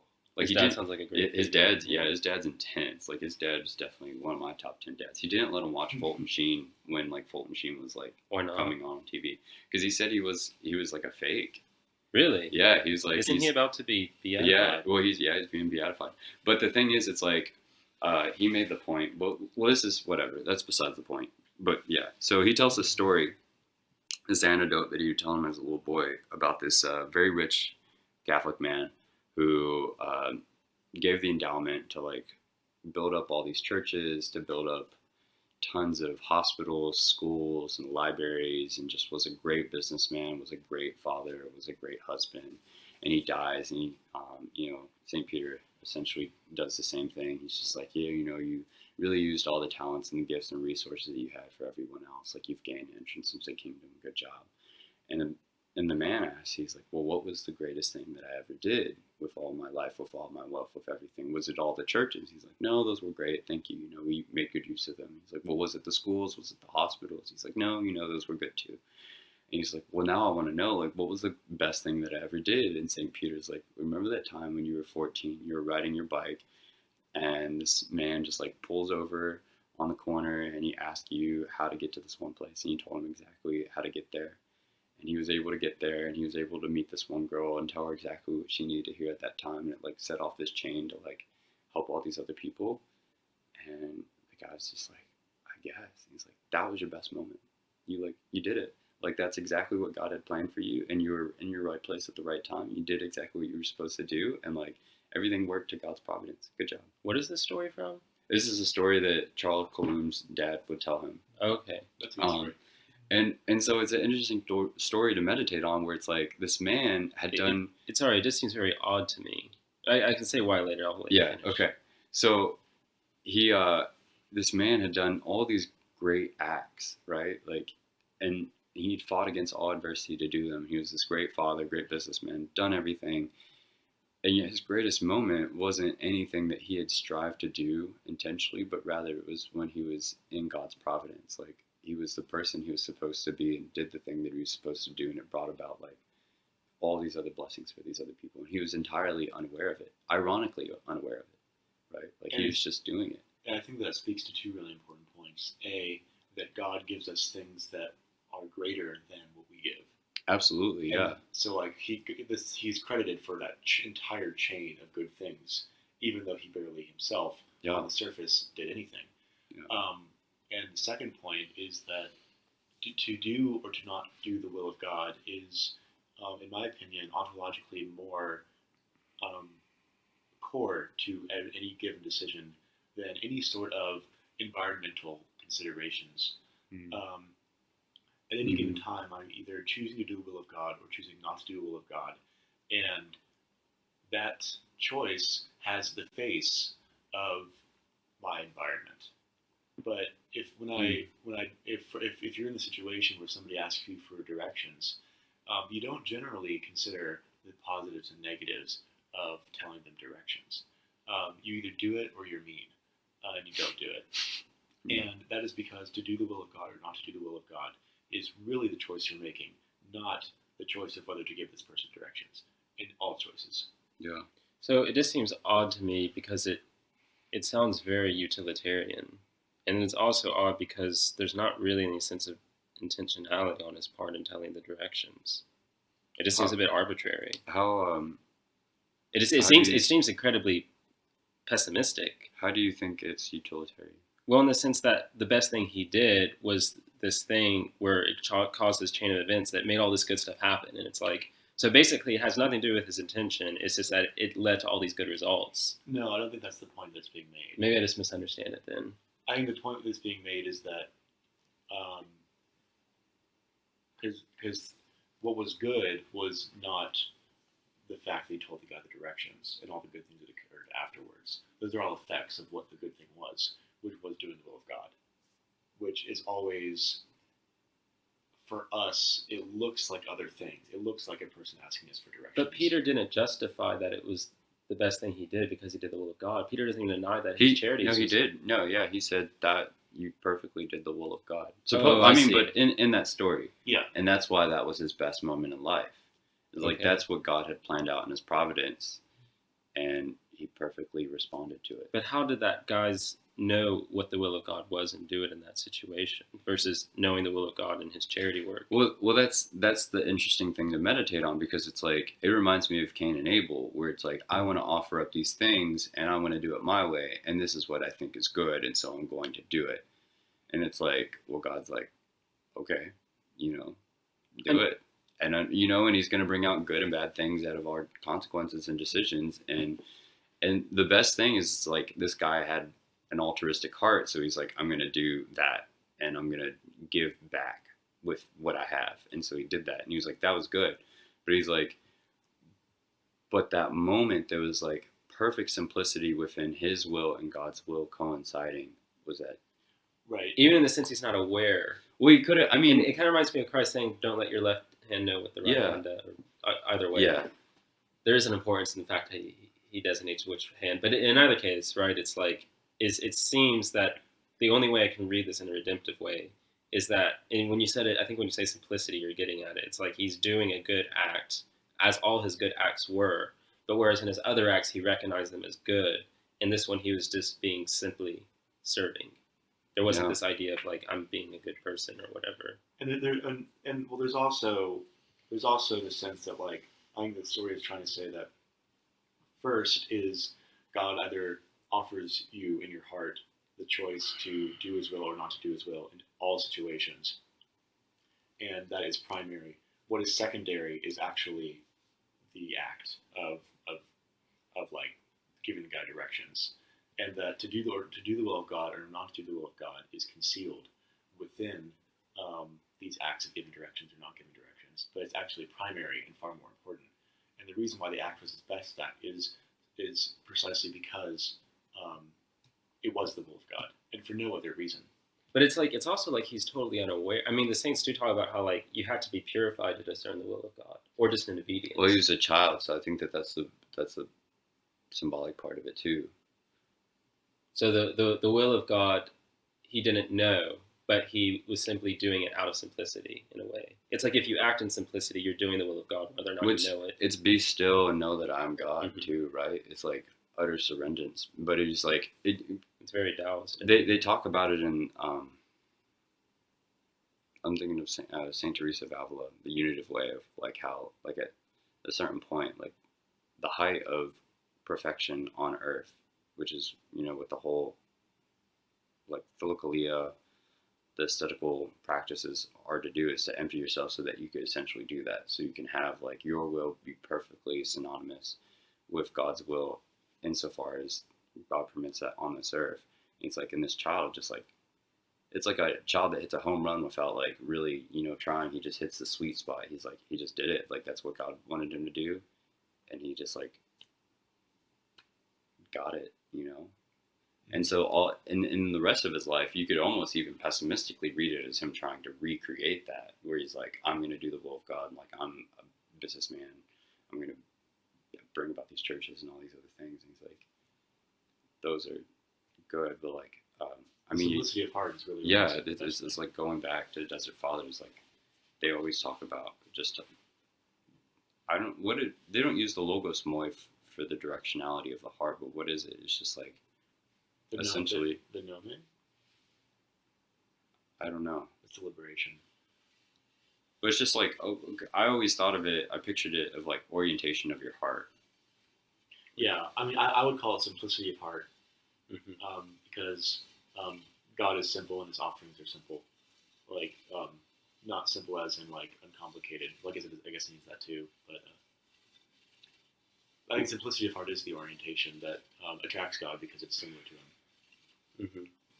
I want to go back to one thing that Noni was saying about when I one time went to the monastery and I had this question, and it's a question that's still comes up in my daily life, even though I know the answer now, and I just need to really internalize the answer, which is going to take my entire life probably. But of how do I know if I'm doing the will of God, right?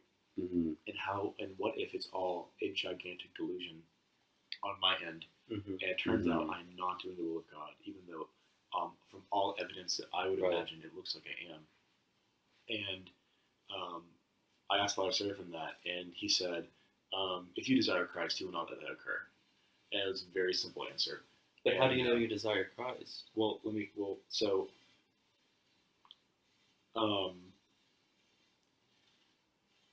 I think that, I'll answer that in a moment. Okay.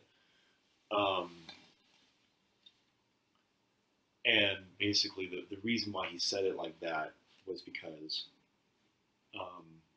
it's not me who performs ABC logical moves or ABC actions, and then God is like, okay, you did very well. I will now start acting in your life, and I will now let you know my will.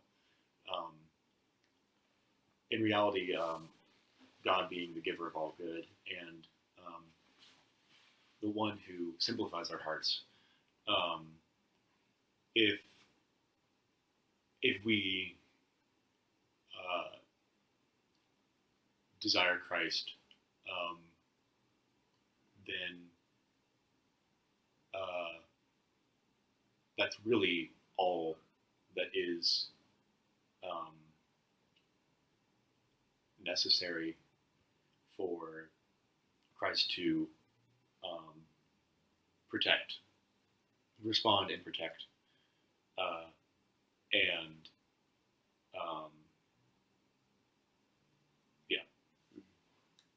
like the protection of Christ is what getting. So how do you know you desire Christ then?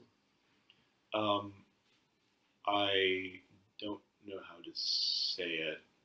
Do you feel that you do know you desire Christ? Yeah. I think that Do you think most Christians feel that way? they know that they desire. Do you think most Christians think or even assume that they desire Christ? I think that everyone believes that to some extent. Really? You don't think there are Christians who don't think they desire Christ?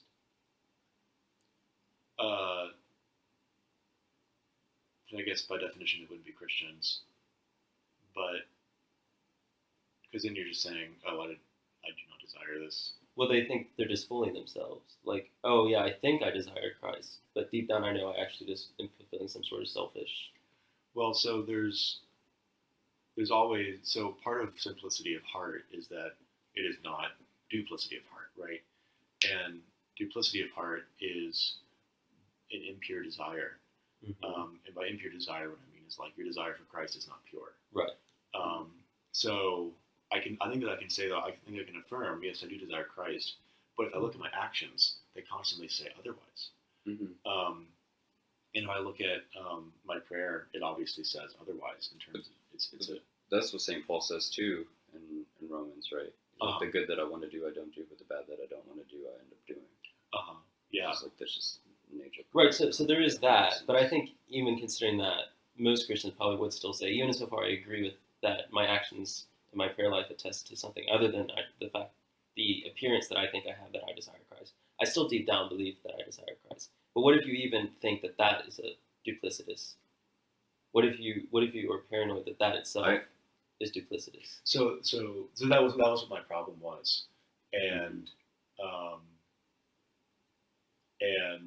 he was basically like, well, if you do, then God protects you. And if you don't figure out until it's too late.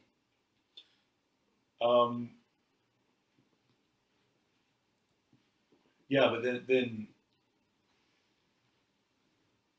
I think that like there's a lot of people, and Christ says to say this pretty directly. There's a lot of people who think they want Him and call Him Lord and cast out demons in His name, and then Christ will be like, "Actually, you never wanted me. Goodbye." Yeah. Like it'd be a surprise. It's not something like they're expecting, right? So there has to be people who think they desire Christ but actually don't. Yeah. So I guess I would say this brings in recognizing the good fruits that come from you as being the work of God. And if you don't see good fruits, you can assume that you don't desire Christ. Can I jump in because I really want to say something. I just jumped in. No name has logged in. This makes me think of the Shema prayer in the Jewish tradition, your Deuteronomy 6:4, where it's like, "Hear, O Israel, the Lord is your God. You shall not have." I don't have it memorized, but Christ repeats it later on in Matthew when the scribe asks him to summarize the greatest one of the law, and he's like, "You love you love the Lord your God with all of your heart, with all your soul, and all of your strength." And then Christ adds on later, "You'll love God with all of your." Hey guys. Hey. He adds on later in Matthew, "You'll love God with all of your mind," which is interesting in the Hebrew for two specific things, and this goes directly to what you're talking about. And I guess I'll leave the second part out. But Shema, the word to listen, also means obey in Hebrew. So whenever you see or read, hear, or listen, it also means obey.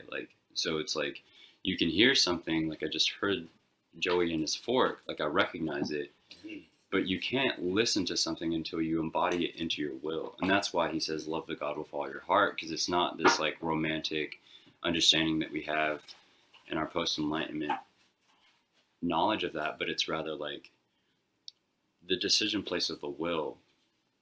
And it's like you can't fully ever listen until you've embodied it into the way you live your life. And then that brings on the suffering, where it's like you can't fully live this out, you can't fully listen to it unless you suffer it. And that's why the philokalia, the love of beauty, is the only true beauty, because the new translation that they're working on, it's the beautiful, right? Capital T, the beautiful, love of the beautiful. true beauty is like unto God, and so you're making your soul through this suffering, this violence that you willingly take onto yourself to reflect the divine light of Christ. You find that, and even in that passage that you quote of thinking like, did we not cast out demons in your name? Did we not do this in your name? It's like Christ says, like, that's not important. What you should rejoice at is that your name is written in heaven. He's not saying it to those people, though, who thought that they desired him. He says in the same passage. Right, but it's not in reference to the people who... It's the apostles. Yes, but the point is that you still have a phenomenon that Jesus is alluding to, where people are very convinced that they desire Christ. What does he say? He's like, when he said, many people will come to me and say, Lord, Lord, did we not do this in your name? He says, truly, truly, I say, I do not know you unless you've done the will of my Father, unless you followed my commandments. So it goes back to the fruits. So, well, no, not necessarily essentially the fruits, but it's like the commandments, which is going back to the heart. It's always starting in the heart, in the will. It's like, am I willing to suffer? Am I willing to make myself like unto Christ, which is Isaiah 49 and 51. It's like the suffering servant of how unworthy you are, and God will work with that. It doesn't matter if your works are dead. It doesn't matter if you've entirely killed yourself suicidally, spiritually. It's like God will redeem that if your heart is truly desiring to be made onto His, because He's a just judge and He knows where your heart is. It's like, that's the story of Lazarus and the story of Ezekiel of the dead bones. It's like, well, they were like, those bones are really stinky. That's like, it's, he's been dead for more than legally dead. It's been 40. Yeah, they're dry bones. Yeah, these are dry, stinky They're not bones. sweet bones. They're dry bones. Yes. Not barbecue bones. I love that. That's okay, but it still seems like if you doubt the fact that you have a desire for Christ, and it's just keep going forward. The parameter of that is whether or not you have fruits, but keep suffering. You don't have fruits. What does that mean? So, well, I think that one of the let's put a concrete example. Of I have a concrete example too, but you go first. I think violence upon the heart is a very strong example of a fruit. What do you mean by violence upon the heart? Violence from external sources upon the heart, or even better, violence from within upon the heart. Waging war within the heart is a fruit. If this is not occurring, then we are stagnant. If you aren't suffering in this way, then it's stagnant, and that's. So suffering is the best evidence. Yeah. Interesting. And sometimes we aren't even aware that this is occurring, and other times we are aware that it's occurring,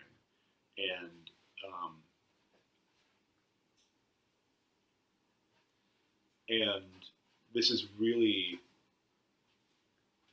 I think it's completely satisfactory as an explanation. Mm-hmm. It is Christ's explanation. It's also the explanation of the saints. There's two saints in the West that has specific examples, but I'll let you finish your point. And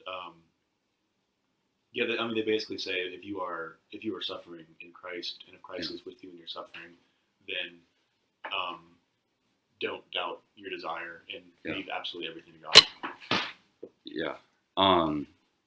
So the first very tangible story that came to mind when you're saying that is a story of, I think, St. Catherine of Siena, where she was tortured, and she was a virgin, and these men were trying to rape her, and they were sensually torturing her, and it was just horrible. And then Christ appears to her in her prayer later that night, and she's so ashamed of the pleasures that she was receiving from this, and she's just I'm not worthy to be talking to you or whatever. And Christ says to her, do you not remember that voice that was telling you that this was wrong?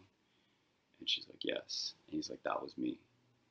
I was the conscience within you. So I was in the midst of this suffering with you, in that deepest part, even though you felt like you had entirely abandoned me, even though you felt like you you were damned and all this other stuff.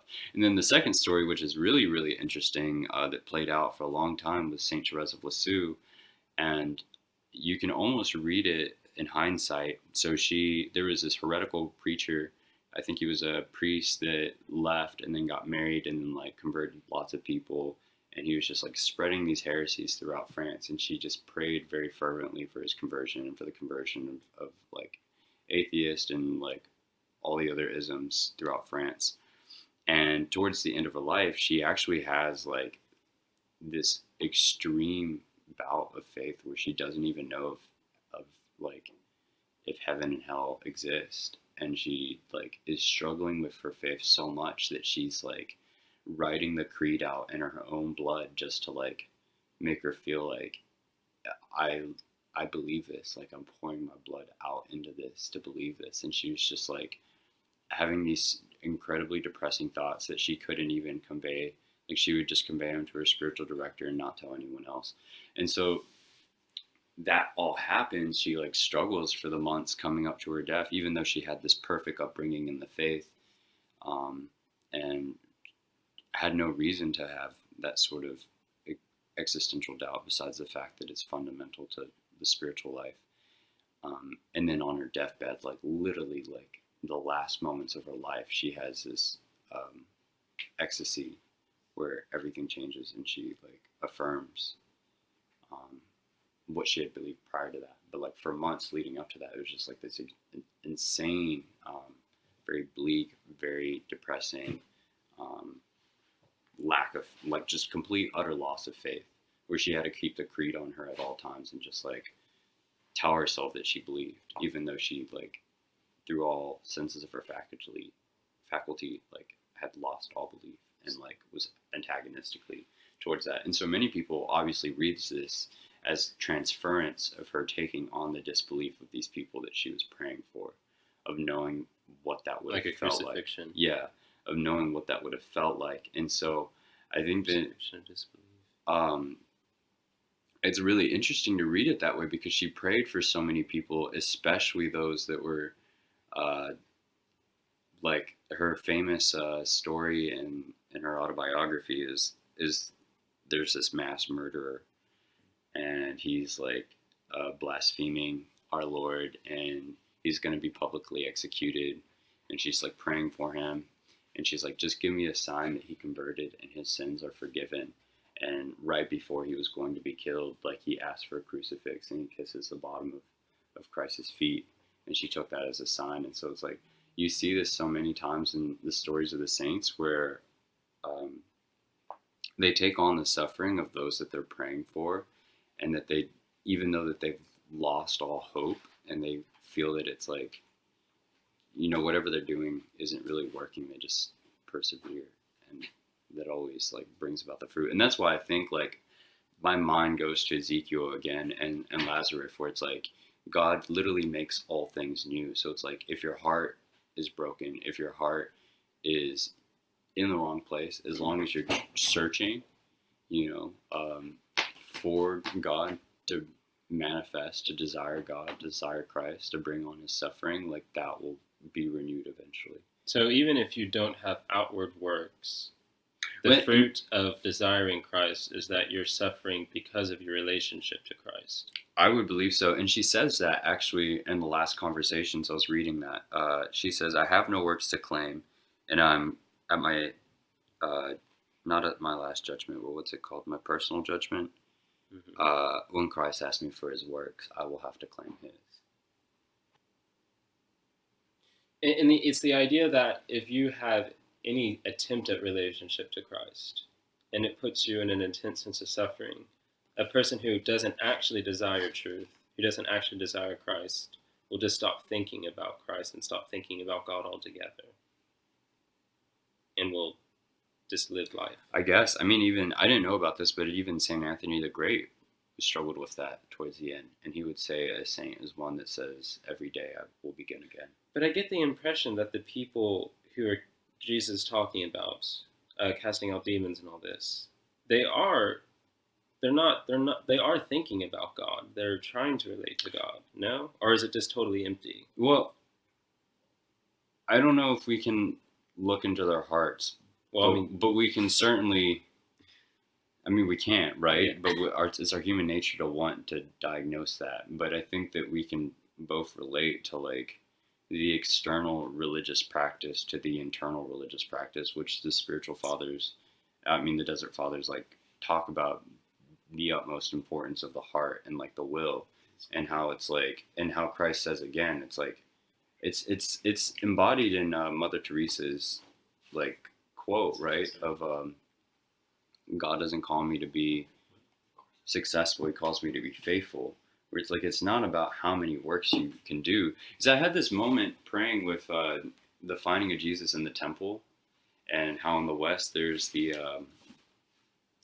a devotion to the infant child of Prague, right? And so like I don't know, have you all ever thought about this moment where they find Christ in the temple and he's preaching to all the rabbis,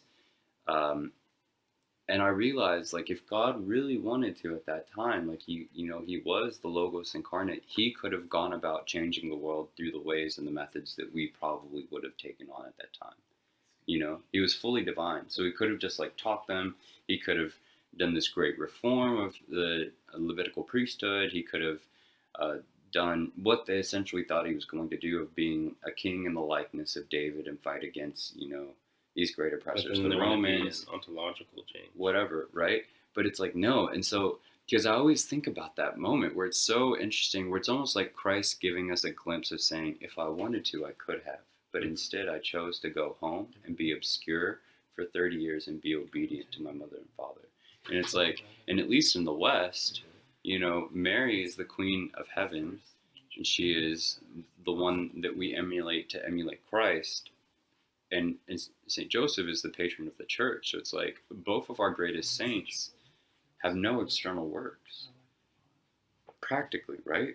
Practically speaking, it's like we don't get or hear about them doing these great sermons or casting out demons or doing all these things. Like, they just lived humble, simple lives, and yet they were perfectly united to the will of God, and yet they're the perfect models to emulate to obtain salvation.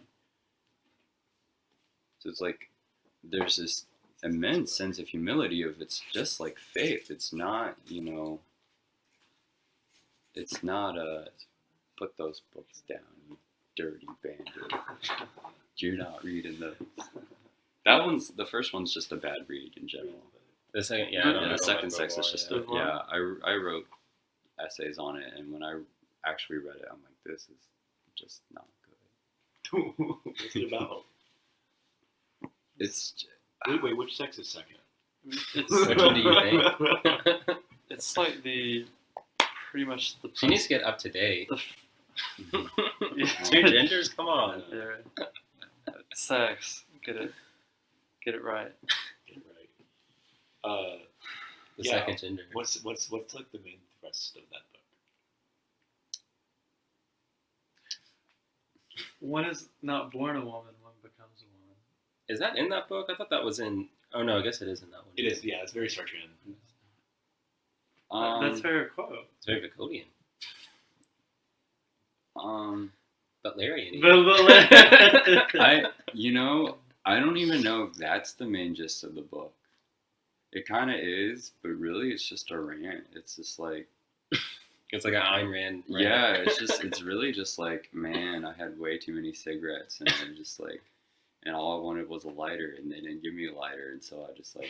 I haven't read it, but the gist I get is like her rant or her point is like, men can just have an existential experience, but for a woman, every time she experiences existence, she has to experience in reference to a man. In reference. So there's no way for a woman to like authentically relate to herself as a person experiencing. But she doesn't even relate it that well. It's just like, let me just. Okay. I find it interesting when I speak to women who are not particularly intellectual and actually who are pretty conservative and anti-feminist. They will, if they get in the mood to talk about it, we'll talk about how they feel a sort of gendered expectation on them, and I I find like my mom is like this, where she hates the liberals, Mm-hmm. Hates them, and yet the other day she's like, yeah. Well, I think you can. It's totally legitimate to say women face an existential struggle unique to them in reference to something not even about the patriarchy, but even a lot of feminists will say it is the patriarchy, but in the sense that it's hard to escape out of this cycle of repetition where you're always understanding yourself in relationship to man. If there's no deep metaphysical reality that justifies it, it's totally absurd. But the parody is that society, even after something like the Reformation, still holds to something like sex and gender. But it's totally ridiculous. Like, Butler is right, essentially. If, assuming, like, Christianity's not true or whatever, like, I don't see how Butler's wrong. I think that is interesting to think about, because I have my friend who's like a very, very deep, staunch feminist, who I know you know. I don't know if you know. Who? Can't say names. We went to high school together. Oh, I know who you're talking about. And we were talking about Mary Magdalene actually a while back. It's her feast day. And that there's an existential awakening that's very powerful that I've heard from nuns, especially on this. And it's really deep, and it resonated with her. And she's like, she grew up extremely anti-Christian. So it's like, it was a big deal for her to be like, yeah, like that's spot on. But the moment where Mary Magdalene is going to go back to anoint Christ, and she's searching for him, and she doesn't find him, and she's like, they've taken him away, I don't know where he is, and she sees him, but she doesn't recognize him, and he calls her woman, she thinks he's the gardener, and then he calls her by her name, Mary, and she's just like bawling. He's like, who are you looking for? And that moment of like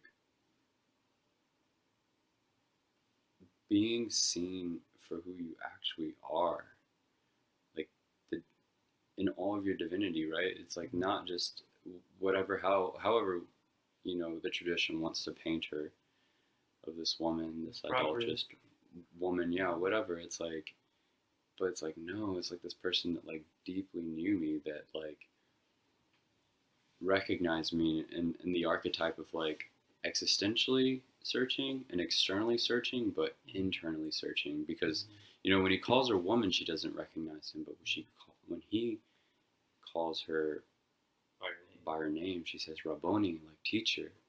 So it's an interesting thing to meditate on. And she was going on about how like men don't see that in women, how women need to be seen for who they are, not just what they are, and how so many women today suffer from the fact that they're trying, because we're all like longing for that deepest sense of communion. It's like communion with God, and we find that in the essence of other people, and we find that in our vocation of what we're called to do. And so when a woman tries to find it in her vocation, but someone is robbing her from that, it's like, even though it's what they were meant to be doing, subjectively speaking, it's like, I don't know, it's like being in an ocean, but drowning or dying of thirst. And for someone to break through that with authentic love that touches you, it's like that communion that your soul is like breathing and yearning for. And I think that that's like something that don't get me wrong, like I don't think Simone de Beauvoir is just like completely wrong. Like a lot of her analysis on culture and society have a lot of validity to them, but I think it's the same thing between her and Malcolm X, talking about their because Malcolm X is doing the same thing, but in terms of race, of like how like I can't existentially find myself except for in relation to someone else, and how he's so right about so many things, but at the same time he's so indignant and blinded by hate. And then there's this cathartic moment where he makes it to Mecca, and he's going to drink from the fountain, and there's a white man drinking, and he's like, he embodies everything that I hate. He embodies like all the struggle that I've been working to fight, like all of my life I've devoted to fighting this man, and yet, symbolically speaking, I've come to drink from the same well. We both thirst, and we're both being fed by God. And he's just like, lets it go for that moment, right? And I think, like, well, who could speak to him? Who could speak to the truth in that? And in the West, there's Saint Martin of Porres, who's the first Black canonized saint of the Americas, who they didn't want to allow to become a priest because he was Black, and like his father was a nobleman, and he like didn't accept him and his mom, because I think his mom was like a maid or something. So they like grew up in just terrible poverty and just injustice. And it's like he could have exactly done what Malcolm X did and had that same sort of bitterness and antagonistic view towards all society and its religion and its culture, but instead, like, he saw beyond it. And there's the miracle where someone comes into his room and they see a dog, a cat, and a mouse all eating from the same plate, and they're like, how did you train them to do that? And he looks at them very seriously and he says, when you recognize that we're not in contention, but rather that we can all live in harmony, and that we're destined to like live in this peace of Christ, like all things are possible. And it's like, and that's the antidote that she's living for too, because it's like, if you want to be indignant, like very righteously, you will like find reasons to be indignant, because we suffer from that sin, but those are only symptoms of the deepest sin of the heart, again, of like, I mean, whatever you want to diagnose that as. But so I think it's a book that only fuels hatred, doesn't fuel love. And how St. Paul says, like, we're not fighting against people, but rather powers and principalities. And it's like a spiritual warfare. And it's like, and I think that the demons will use whatever sort of leverage they can get on a person to demonize another person, instead of seeing the divinity dwelling within them and recognizing that they are like meant to be vessels of God, that they share in that communion, and that we're called to live with them and bring them to Christ. When your mom said, what were the words she used? She was talking about how the expectations that she feels she faces just for being a woman. She had just gotten a cosmetic procedure done on her face. Nothing surgical, but had like a light procedure done.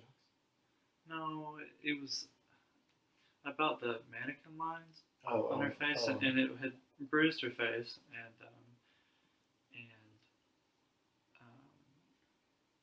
was basically talking about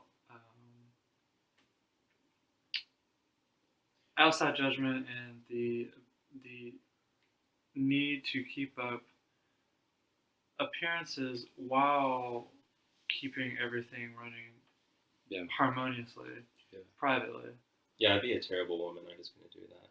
Well, it's like, I think it's so sad, first of all, that people have such a disrupted relationship with aging. And, like, my mom has a really bad relationship with aging. Horrible. And I cannot help but wonder. I'm not going to say it's that she's merely blaming society. I don't think it's that simple. I think that, first, from like a Heideggerian standpoint, like,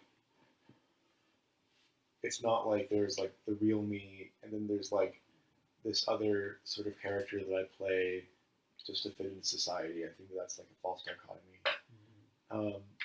And I don't need to describe the real situation because it would take a 400-page book. But I think just like the notion of the inner world and the outer world as being two different worlds, that the conscious entity, the res cogitans, magically transcends and reaches out. That's the Cartesian ontology, and I think that's what a lot of people do when they imagine, oh, there's the real me, and then there's the me that for some reason acts irrationally and does things that I don't want to do to fit into society. And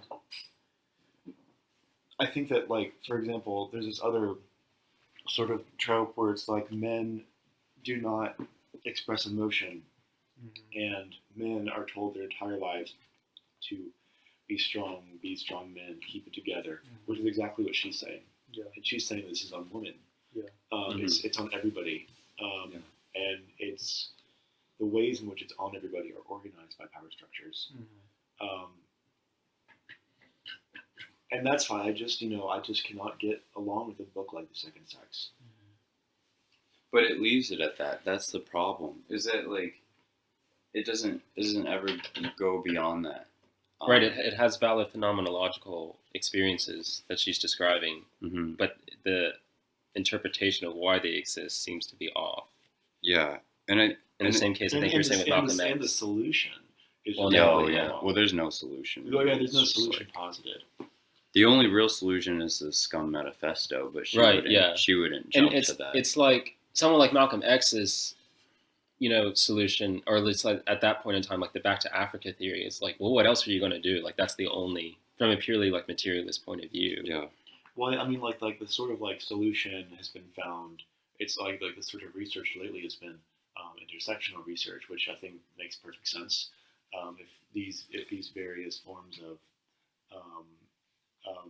oppression or alienation or whatever sort of term you want to use, they exist in intersections, whether it's race or whether it's sex or whether it's class or like. It's comically flawed though, because it's an infinite regression. Because it's going at some point it's going to be like. I mean, it's the same thing that's happening to some degree in the LGBTQ, RX, whatever. It's like you're just going to keep adding like intersections of like, well, I'm a Lexingtonian, Hispanic, marginalized, Chicano, whatever.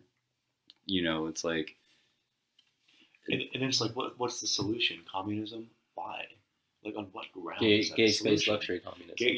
Fully automated gay space luxury. Where we all represent each other as avatars that we change constantly. I mean, that is a joke, but also like the. From a materialist point of view, from a Hegelian point of view, it makes sense. Like it's from our perspective, it is what would resolve everything. Yeah. That they're describing as a problem. Yeah, but at the same time, we shouldn't just out of hand make equivalent the fact that while society has an expectation for everyone, therefore they're sort of similar. Like there are definitely differences in degrees. Absolutely. Yeah. And I'm not like saying that like, oh yeah, they're harmed in different ways. Guys not being able to cry in public is equal to like Hotel Rwanda. Right. I mean, yeah, the aristocrat in the 1700s who has to keep up stiff appearances is not.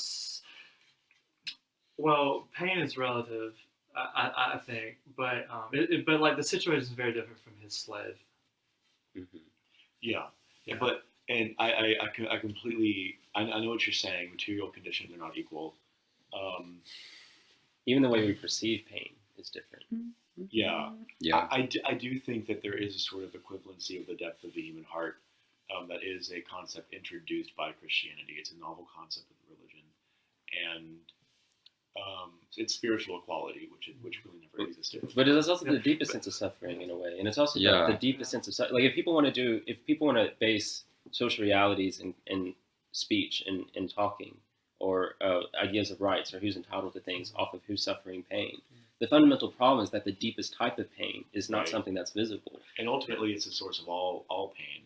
Well, yeah, right, exactly. That's what I'm saying. It goes back to Adam and Eve. It's like spiritual pain. We're both have this fundamental necessity and desire to be seen because we're like supposed to, we're like objects of God, and at the same time, so that's our point of greatest anxiety, where it's like, well, what if there actually is an omnipresent God that knows every single like link to all my thoughts?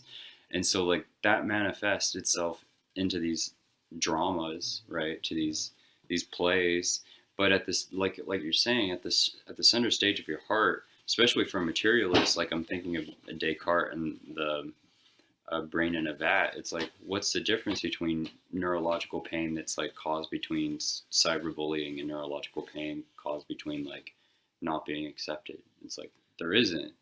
I think for me, well, for one, I hope that there is some sort of foundation in the situation, so to speak.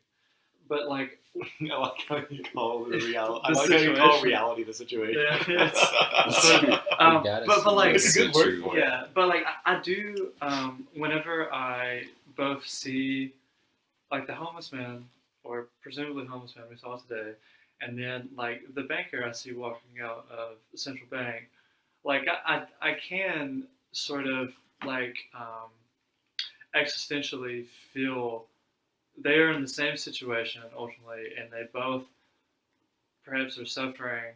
If you could somehow quantify it, maybe at the same um, neurological level. Maybe that banker is going home and contemplating suicide, and yet I think that's one aspect.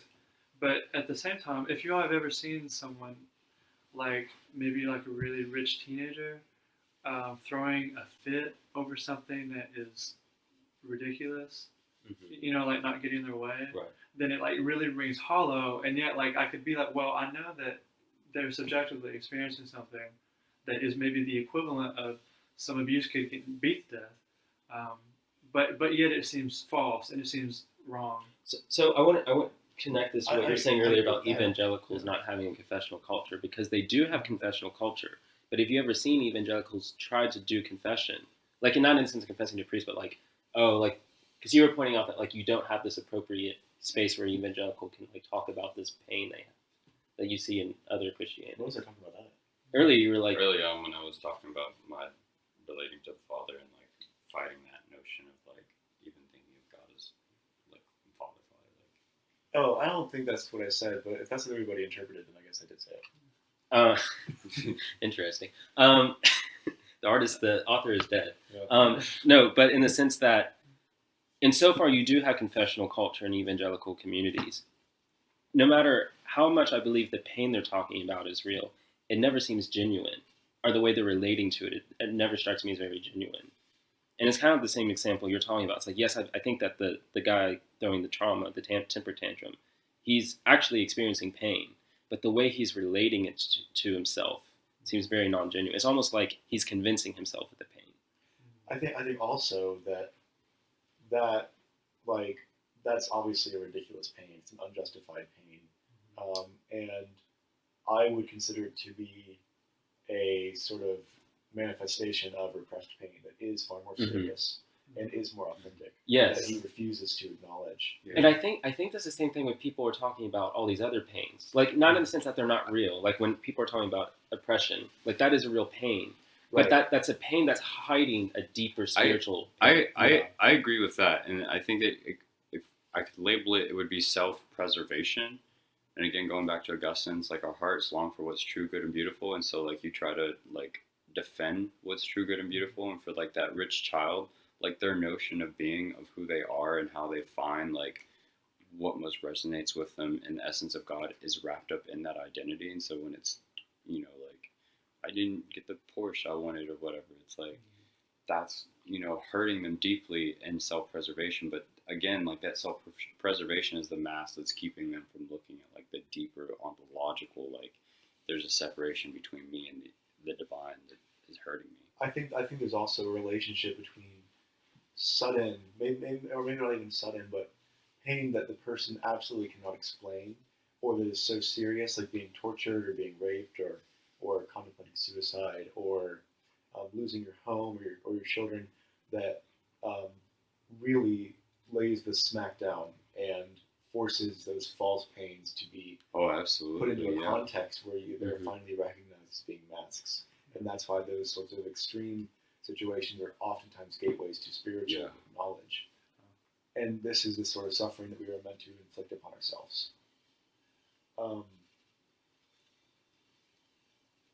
And so I think like when your mother says what she said, and then you turn around and your father says the exact same thing, but it's about crying in public, and they both have to keep it all together.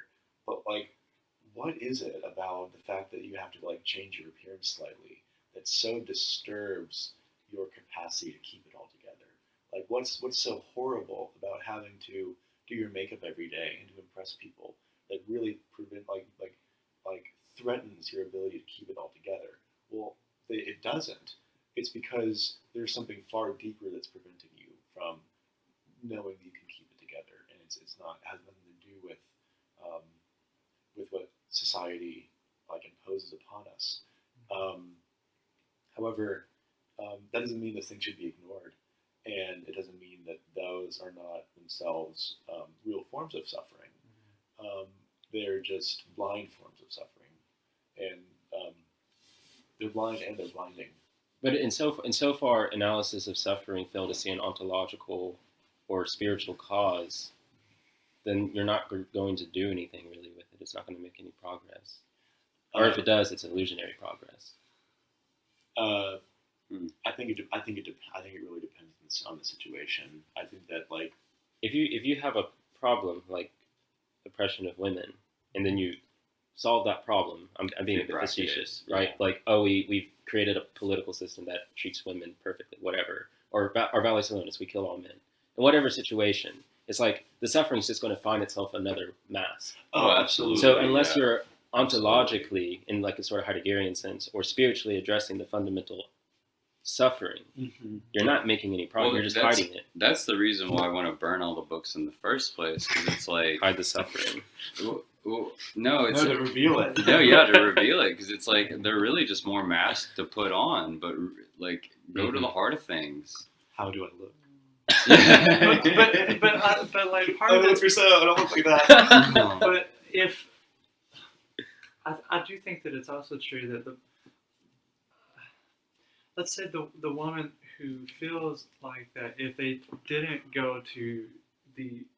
take the measures to improve their looks, that they might, if they run in certain circles, justifiably feel ostracized and capital other, and I think as everyone in this room is fairly eccentric, that we all know what the sting of feeling very different than the people around us feels like, and it's very uncomfortable, and it's persistent. But I think it's spiritually. That's what B movie 2 is about.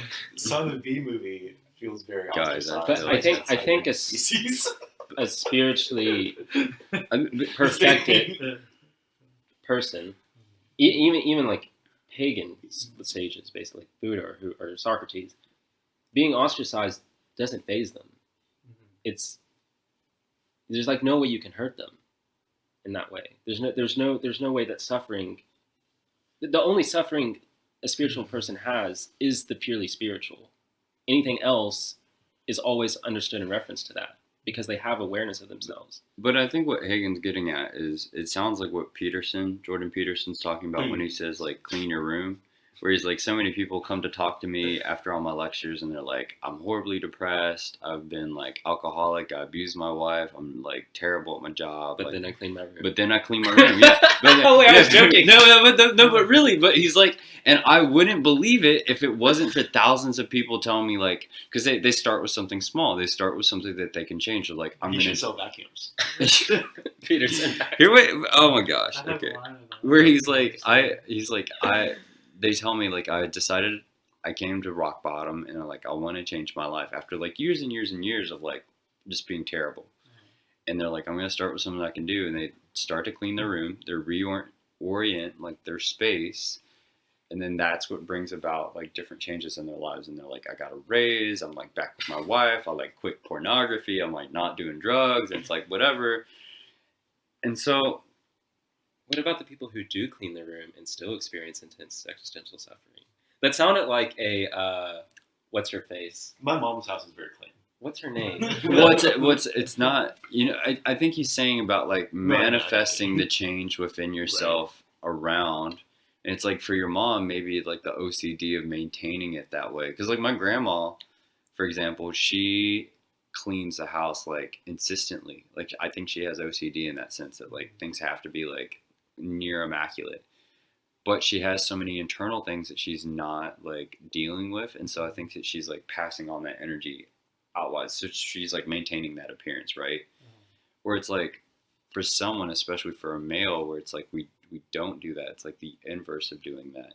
It's it's like for a woman, it's like, well, maybe you need to let the house look like crap because that's what your soul looks like. Like, So when it comes to like alleviating like material suffering, things like oppression of women, for example, it's like I think that those sufferings do need to be alleviated. But the thing is, if they are alleviated purely on material terms, it will only bring more material sufferings. yeah, absolutely. And that'll happen forever. Think of the rich, spoiled kid. His family got there by trying to alleviate sufferings, by saving money, right? And now he is the culmination of this. And giving him everything he wants. Yeah, giving him everything he wants, and more sufferings just appeared. He didn't get his beamer. Sorry, I forgot you were a beamer. And you got yours, so you're fine.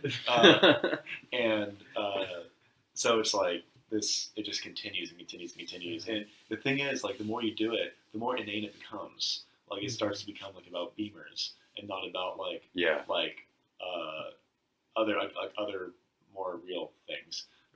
It's just projected, yeah. So I think that like I think it's really important to meet people where they are, but recognize that where they are is base and carnal, and that that's just where they are, and there's no like how do you like fix their problems, because all they know is fixing carnal problems with carnal solutions. I was thinking about this recently about the man with the paralyzed man who's brought to Jesus and he's healed, and he first says your sins are forgiven, and they're like, who's this man forgiving sins? Only God forgives sins. And he's just like, well, what's easier to tell him to pick up his mat?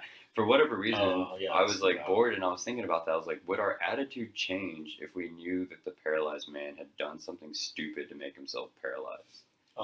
Because like I would, whenever I heard that story, I always thought, oh well, here's this like poor, cruel like victim of whatever like circumstance. What if it was like drug use or something? Yeah, what if yeah? And I'm like, and that's why he said your sins are forgiven. Right.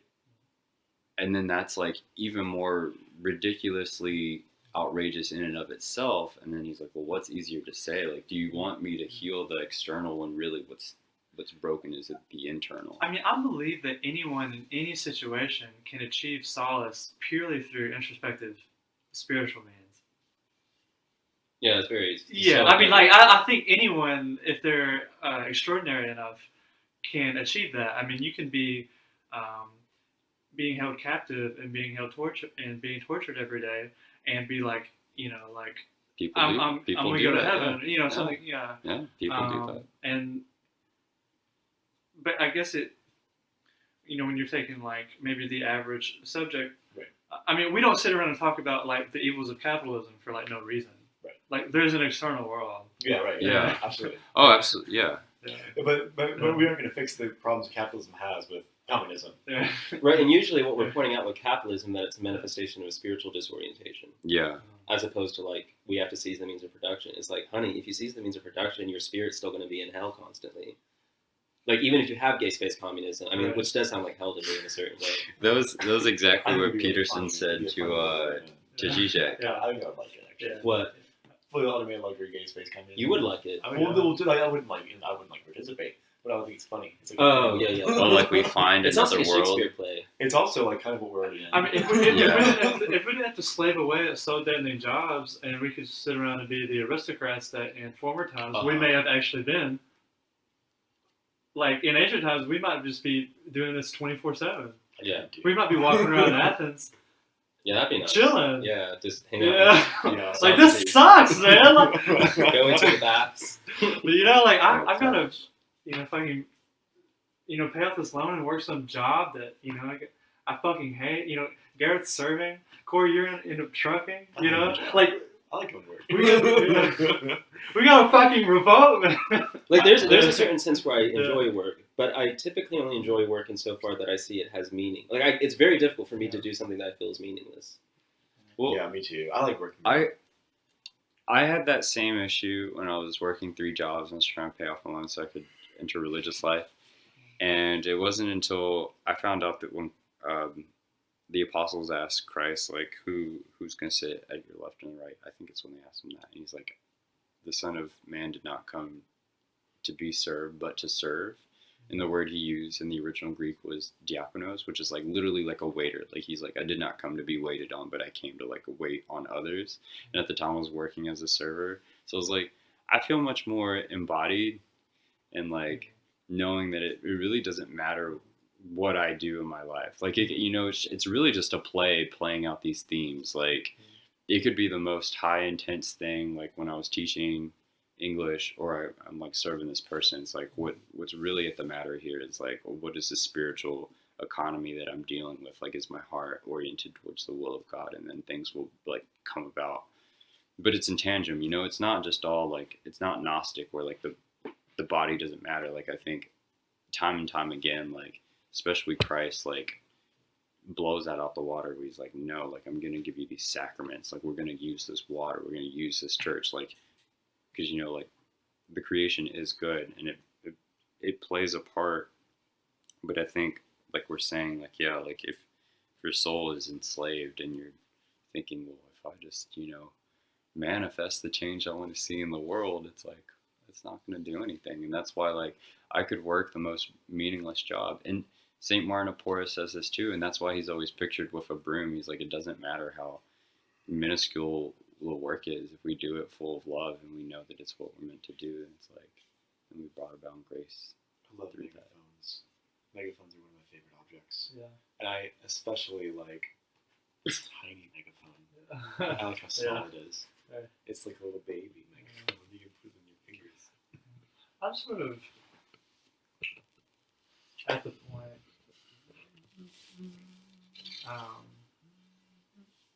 I'm agnostic, and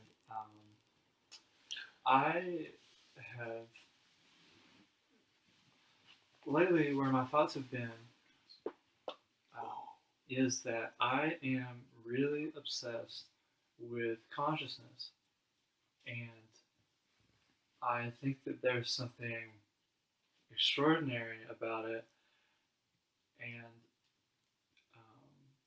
Wait, sorry to interrupt, Hagen. Have you read Nagel's What Is It Like to Be a Bat? Oh, I was going to bring this You up. should read that out. You should Yeah. read that. It's very short. I was going to bring that up in my favorite titles for Hillsong Okay. Works. But anyway, sorry, go on. Nagel. Nagel like bagel. Nagel. Yeah. It's analytic. The name sounds familiar. Actually, Nagel in general has very good things to say about agnosticism and atheism. He's an atheist, but his views about atheism are Oh, very I forgot fascinating. about that. Yeah, Dr. Bradshaw says his views are very interesting. They're not like most atheists reflecting on their atheism. I mean, Nagel basically says like, I'm not atheist, or it's not that I doubt God's existence out of any deep sense of truth. It's more so out of like a sense of convenience. Yeah. He just has an interesting way of talking about it. This book smells incredible. You just smell this book. Foucault usually smells very good. Like fundamentally, I view life and existence as a total mystery, and I thirst for knowledge, not because I think my knowledge would be complete, but because I have an infinite curiosity, and I love to read these books that I don't always agree with, and I love to hang out with people who have interesting minds, who I nevertheless may see the world differently from, because I'm fascinated and how people's minds work, and in our very complex consciousnesses. I never really tire of it. Complicated consciousnesses, and that's why I'm obsessed with art, literature, and in particular, and it's why I like original readings of low art, but it's why I'm very sort of I can be a little bit snobbish with my taste, because I'm really sort of aristocratic about some points. I don't think that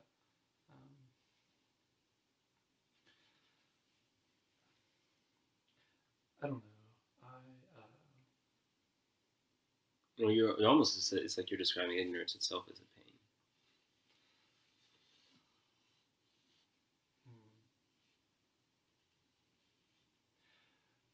I don't know. I'm really interested in perspectival truth. Perspectival. Like Nietzschean truth. Okay, I see. Heideggerian as well. Yeah. Heidegger expresses it much more gracefully. Absolutely. Nietzsche just like screams. Yeah. Yeah. I think Sterner screams or laughs.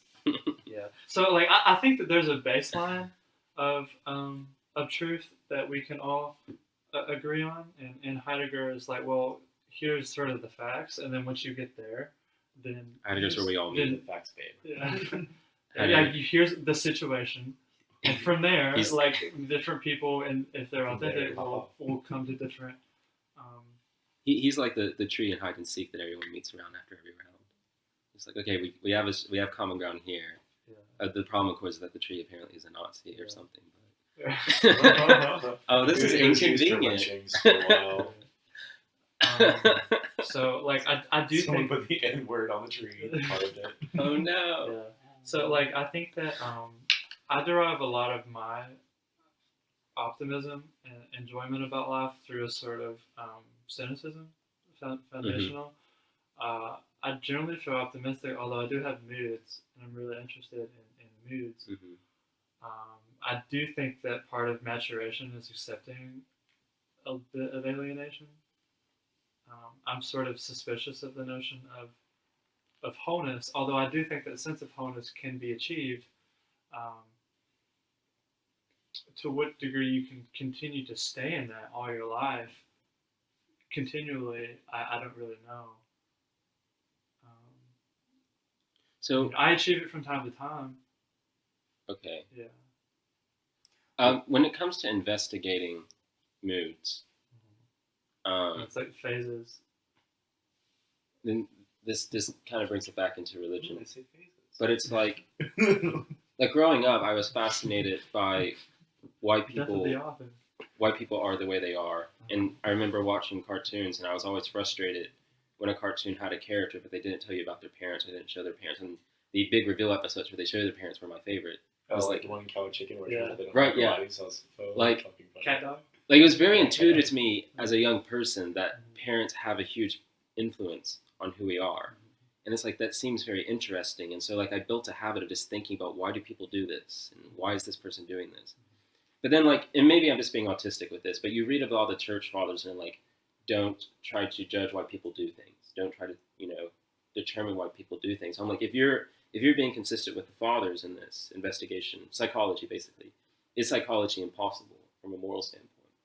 Or am I just interpreting this wrong? Because like, as a psychologist, you have to fundamentally ask questions and investigate why people do things. But I'm thinking maybe they mean it in a sense that you're giving a moral judgment of why they're doing it, as opposed to just trying to understand why they're doing it.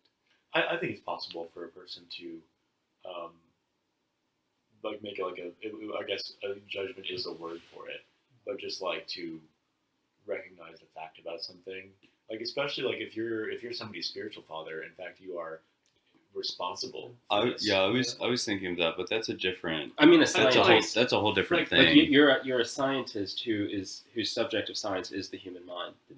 but I mean, I love to idly speculate on people's motivations. Yeah, I do it all the time. yeah, that constantly. Yeah, Yeah. but it's like, is that what the fathers are talking about, or do they mean I'm- like I'm making a judgment about what the ideology of this, and then I'm making a moral judgment as well? Is when you make the moral judgment when you begin judging in the way the fathers are talking about. I would say that making a moral judgment is always wrong. I would say that making I would say that making a judgment regarding the reasons why a person would act in a particular way is not necessarily wrong, but can oftentimes be imprudent, and Yeah. and is spiritually damaging too. it can be quite risky, but maybe not in itself an evil thing. But it gets into weird ground. Like if you're a scientist of the mind and you're thinking, like, you have to deal with things that exist in human personality that have patterns like narcissism, and you're saying it seems based on the evidence that this person is doing this out of narcissistic reasons. But I can imagine a sense where you're saying that and you're not making a judgment on the person Right. in a moral way. Yeah. You're just saying like there's something happened in this Correlation. person's life that caused them to become extremely self-interested, and that's how they're dealing with this as a defense mechanism. Yeah, I mean, I think if you view people as very complex beings with both good and bad aspects, then you can be like, well, I think they're doing this out of some profoundly negative or basically pathological Right, reason. exactly. Even but, though you're but like it's not like the entirety of. But you're not saying like, and so far they've made these choices that have led them down this path to whatever degree you Yeah. can say they have agency. I'm not saying that I know the contents of their heart in such a way that I can claim why they did it and therefore judge them as being bad people or good people or whatever. Well, I have two interesting anecdotes, I guess. The first was that you were talking about the concept of wholeness, and that I realized recently in the studies that I was doing that when Christ says peace, shalom, like in the Hebrew understanding of it, it also meant wholeness. And so it was like a very physical, tangible thing. So it wasn't just like the lack of suffering or the lack of a struggle, but it was also like, I don't know, like a structure could be whole. And so when he says that, when he's just like, my peace I give to you, which is the first thing he says to the disciples after resurrecting. He's like, my divine peace, my divine wholeness, my divine harmony I give to you. Do you remember that TV show Shalom in the Home? Shalom. No. It's a great title. It was like super It is nerdy, but it was a rabbi instead of his nanny. That's great. And like he like went, it's on like Dang TLC. it. Oh, I'm losing the second antidote. Dang it. Meant to be. I remember now. The second is you also hear about stories of saints that have the gift of reading souls, and very, very, very rarely do you ever see them using it outside of confession, and it's always in very particular circumstances, and it's something that I've been thinking about in a long time, because if you know something, if you can diagnose and recognize something to someone, I don't know about you all, but my initial response is I want to like tell them and be like, don't do that, like don't, like you're doing this, like But generally, people are not in the state where they can. yeah, it's not like where they can receive it for one thing. But then I thought, it's like, if you could say you had the ability to be able to read someone's soul, read intuitive, why they're being self-destructive in their tendencies or whatever, and you want to tell them the antidote, I've been really struggling with justifying it, because in the past I wouldn't even think about it. I'm like, hey, because I think it was an internalization of myself, if that's what I wanted. Like when I was reading these books, I wanted someone to be like, hey, here's the truth, like you don't have to do this whole existential struggle or whatever and bring about this suffering to everyone around you. But it's like spoiling a movie for someone. It's like, no, because like God is really revealing this to this person in this way where like, if I were to tell you the ending and the punchline, it wouldn't, going back to the why God presents things in veiled ways to us, even though the fullness of revelation will be revealed at the end. It's like, why not just tell us now, or why not whatever? But it's like, there is a value to the experience of going through something that you can't rob someone of, when you're like, I mean, we're here to help, but at the same time, like so many times in Christ's teachings, in his parables, like even like don't throw pearls to swine, and don't give like what other people can't receive. And speaking in parables, it's like there's this mystery to it where you can't just like, There's a time and place for it. yeah, and even then it's like, because Can I talk? May I interject? Oh yeah. I would say. what is your name? My name is Joey. No. Oh, you're supposed to use that. My name is Joey. Wait, you should come closer. Yeah. Yes, my name is Joey. And I would say that the key to that is that the whole first myth. I mean, when we're talking about poison and continuing that metaphor, I mean, and antidotes require a known poison. There's a reason the snake doesn't. There's a reason the snake doesn't bite Adam or Eve and interject his poison that way. He lets them take on a poison of their own through a veiled parable. That way, the antidote can only be received through finding the poison that we all have individually. Mm-hmm. The poison has to be discovered in order to find our own unique antidote. Speaking personally, I've always really enjoyed it when people tell me very frank truths about me. I do too, because it's so like especially if they're good, and like in the sense that They're opposite. Schema. It's Yeah, such, like that. such a So, okay, relief. Can I say this? Okay, so once I was hanging out with Hagen and Satchel, and they said, "Oh, we were talking about you earlier. We realized how much of a schemer you are." And I was like, "What do you mean?" And I was like, "This is fascinating because it's like," and I was like, "If this is true, then it's something I'm not aware of, and it's like that makes it all the more tantalizing. Like usually people tell me honest truths, I have some inclination of it, but like this was totally out of the blue, and I was like, wait, what if I am a schemer?" And I became very obsessed. What if I'm a schemer? And Oh my I'm God. tantalized. And I asked Hagen much later, and he was like, "I don't remember it. You should ask Satchel." But I know if I bring it up with Satchel, he'll be very awkward with it. So it's like a Seinfeld episode. I just feel like tortured. Oh, nice. You know, I like You- the end of the Seinfeld episode will be like you on your deathbed, and like you get a phone call, and it actually says, "Corey, you're a schemer." No, but it was like the ambiguity of it was perfect because you were laughing when you said it. It's like, is it a joke? Am I supposed to take it seriously? The last scheme is death. Is the Da-da-da-da. episode title. The last scheme is death. Schemer, go.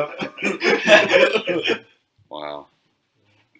It's true though. At the same time, It's true, you are a schemer. you can't just like pierce people with truth. It's like it would destroy someone because it would destroy that sense of identity of who they have. And so we're always ironically unaware, like horribly comically unaware of our identity. There's a terrible tragedy to the fact that we are different people. Like I'd be lying if I said that I didn't sometimes feel bad because like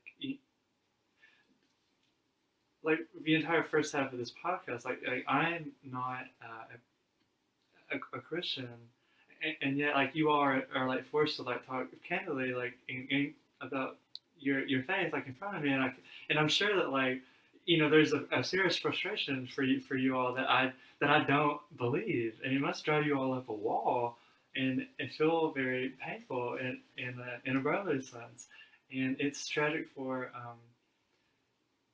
that we all have to be, that there is a differentiation, I guess, and that ultimately we have to go with this alone. I guess. This is interesting too because I was talking about this the other day. I think with you, Nixon. This for My real name is Possible World Richard Nixon. Possible World Richard Nixon. Is a sense where it's like it's not even a gradient of atheism or agnosticism or theism or pagan or whatever. It's like there's something even beyond that, and it's in the sense where, like when I talk to a lot of militant atheists, it's like sometimes I end up walking away feeling that, and I don't. It's going to sound like this, and I don't mean it in this sense of forced humility, but in the sense like their relationship with God seems much more authentic than mine, in the sense that they obviously are experiencing a spiritual pain, and so it's like it's not really this gradient of belief or non-belief in God, because in a certain sense I would say I don't believe in God. It's like it's this idea of to what degree does your belief or non-belief in God is relevant. It's to what degree are you struggling with God, and even rejecting God is itself a relationship to God too. It's like the worst state you could be in is like a total apatheism, which I just don't convince exists. I mean, even from a materialist point of view, God is something that's very real psychologically. I would say on the same point as the aforementioned person who Moses. spoke about. I'm sorry, Moses. As Moses said in the desert, he, as far as going on about struggling with people coming together in this brotherly sense and speaking about God, I also struggle with the framework and investing the language, even in an intellectual way. It feels false to me. It feels like I'm using this framework as an intellectual exercise, or in some way trying to engage and just invest in that language seems false in some ways, even though, we're all, like you're saying, trying to come and struggling with our ideas of God. But investing in that language and trying to come on those terms and speak in these kind of manners and this form can seem disingenuous from the outside. Yeah. Even as much as we want to be a part of. I definitely experience the same thing a Yeah. lot. It's especially strange when I have to code switch to a code which I had previously considered to have ownership of. Like, I don't know, talking to the libs.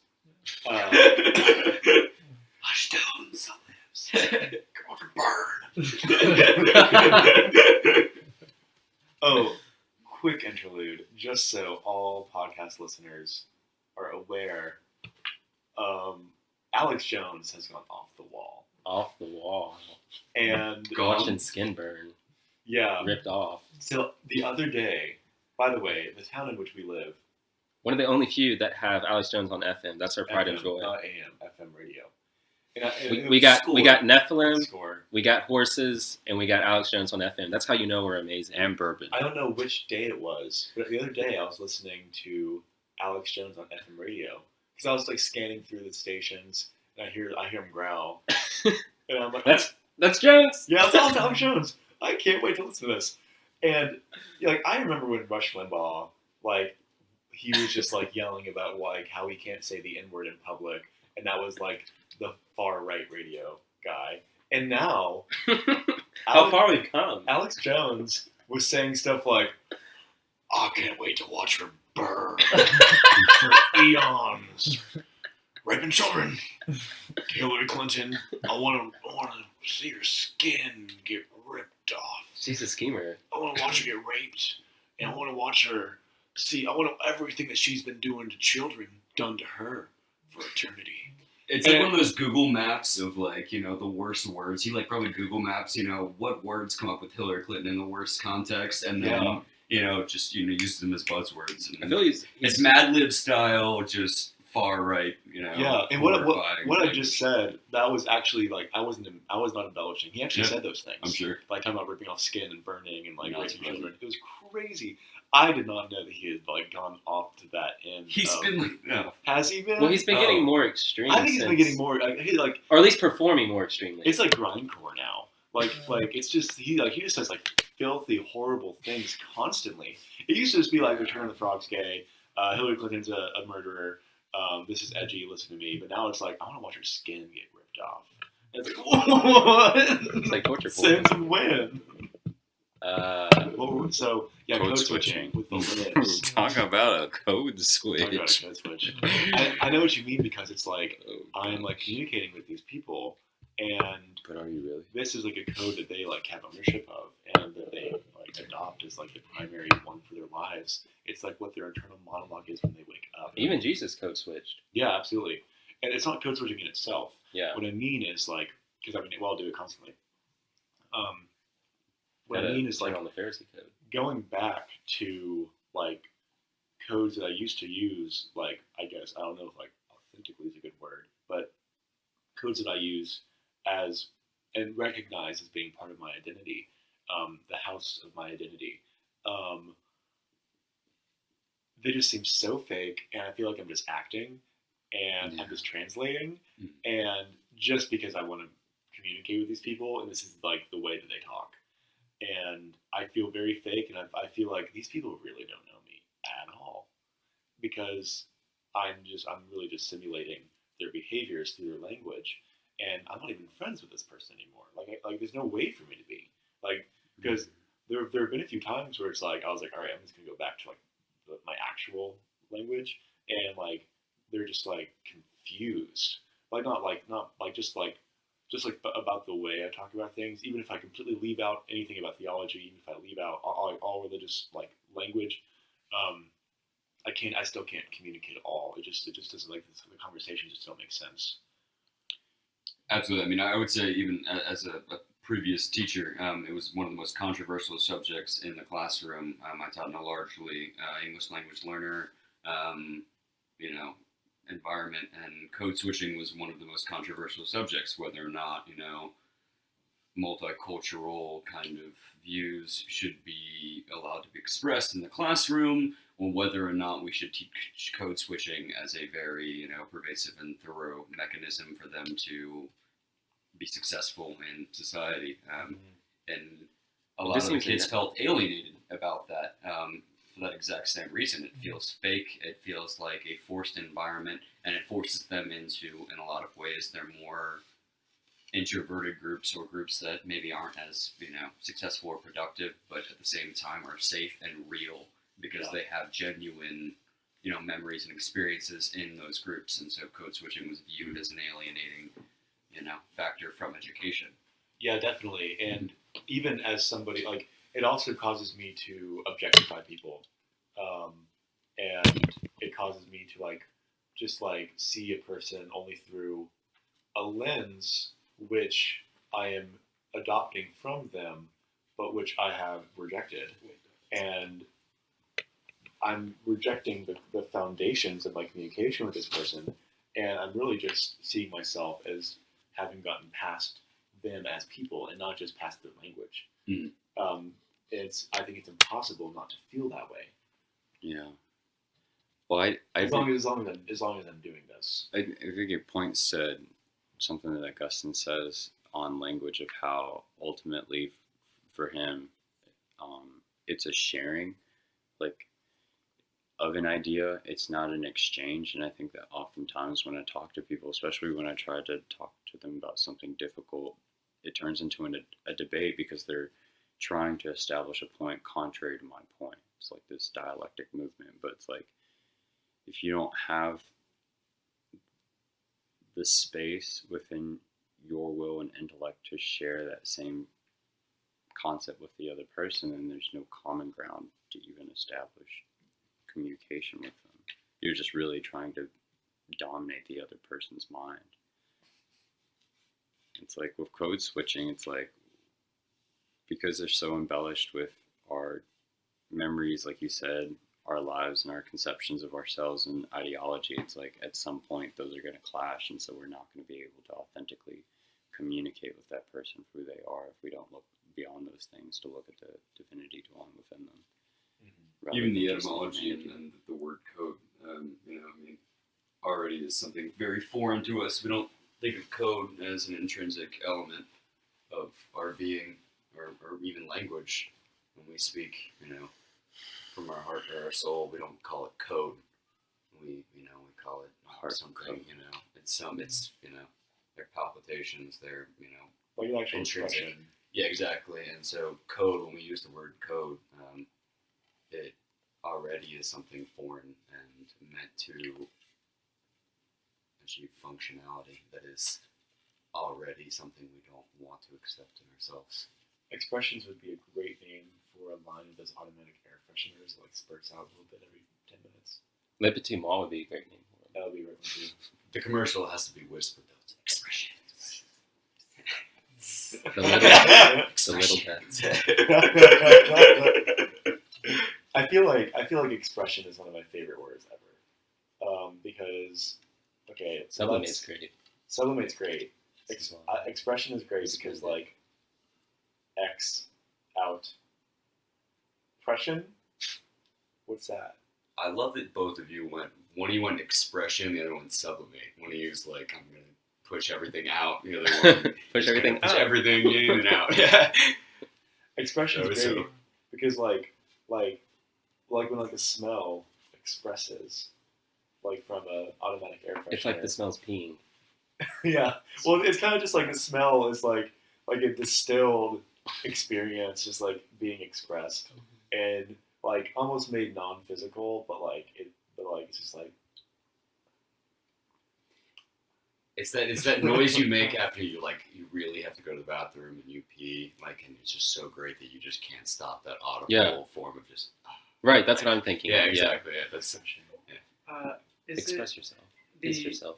Is it? Are they called micro expressions? Yes. Accretions? oh, like in your face. Yeah, I love them. Yeah, those are fascinating. I Like agree, little, very little cool. split-second Mhm. things where people can't hide. I've embraced my micro expressions. Embrace your micro Yeah, expressions. I have a very animated face at all times, and I do them intentionally, and I cultivate my micro expressions and make them more cartoonish sometimes, because it's I think they really matter. And I think that like I'm definitely drawn to people who are like expressive, who are micro-expressive. Just because like I like that face communication. I think it's like really important because like the face is one of my favorite things on the body. If they're cultivated though, and they are, something that you're reflecting on, some like you said, comical or cartoonish almost. Like, are they not then impressions? Like, are they not? How are they? How do we differentiate between a natural expression and something that you're then cultivating into an impression of something cartoonish? Well, so the micro expression is always going to have some form of intentionality to it. And Really? No. No, the usually it's the exact opposite. If you're cultivating. Most micro expressions are not even you're aware of. Yeah. Wait. Yeah. Okay. So Micro expressions like an eye twitch or like something you're not even. I know, but so this is why I said this though, and all y'all jumped on me. I'm sorry, I didn't even jump. You microaggress with your micro express. Even though I'm about to destroy y'all. Stand back. I said that micro expressions have a form of some intentionality, and I understand that that's a controversial opinion because what one would normally think of a micro expression as being one that is, by definition, not intentional. But I guess I should have said there's always some form of agency involved in a micro expression, and it's not somebody else causing the micro expressions to me. Well, it's the unconscious. Yeah. Right, exactly, yeah. And obviously there's not a conscious intentionality there, but there's an agency occurring, and it's coming from you in some way. There is an intention present, even though it's not conscious at all.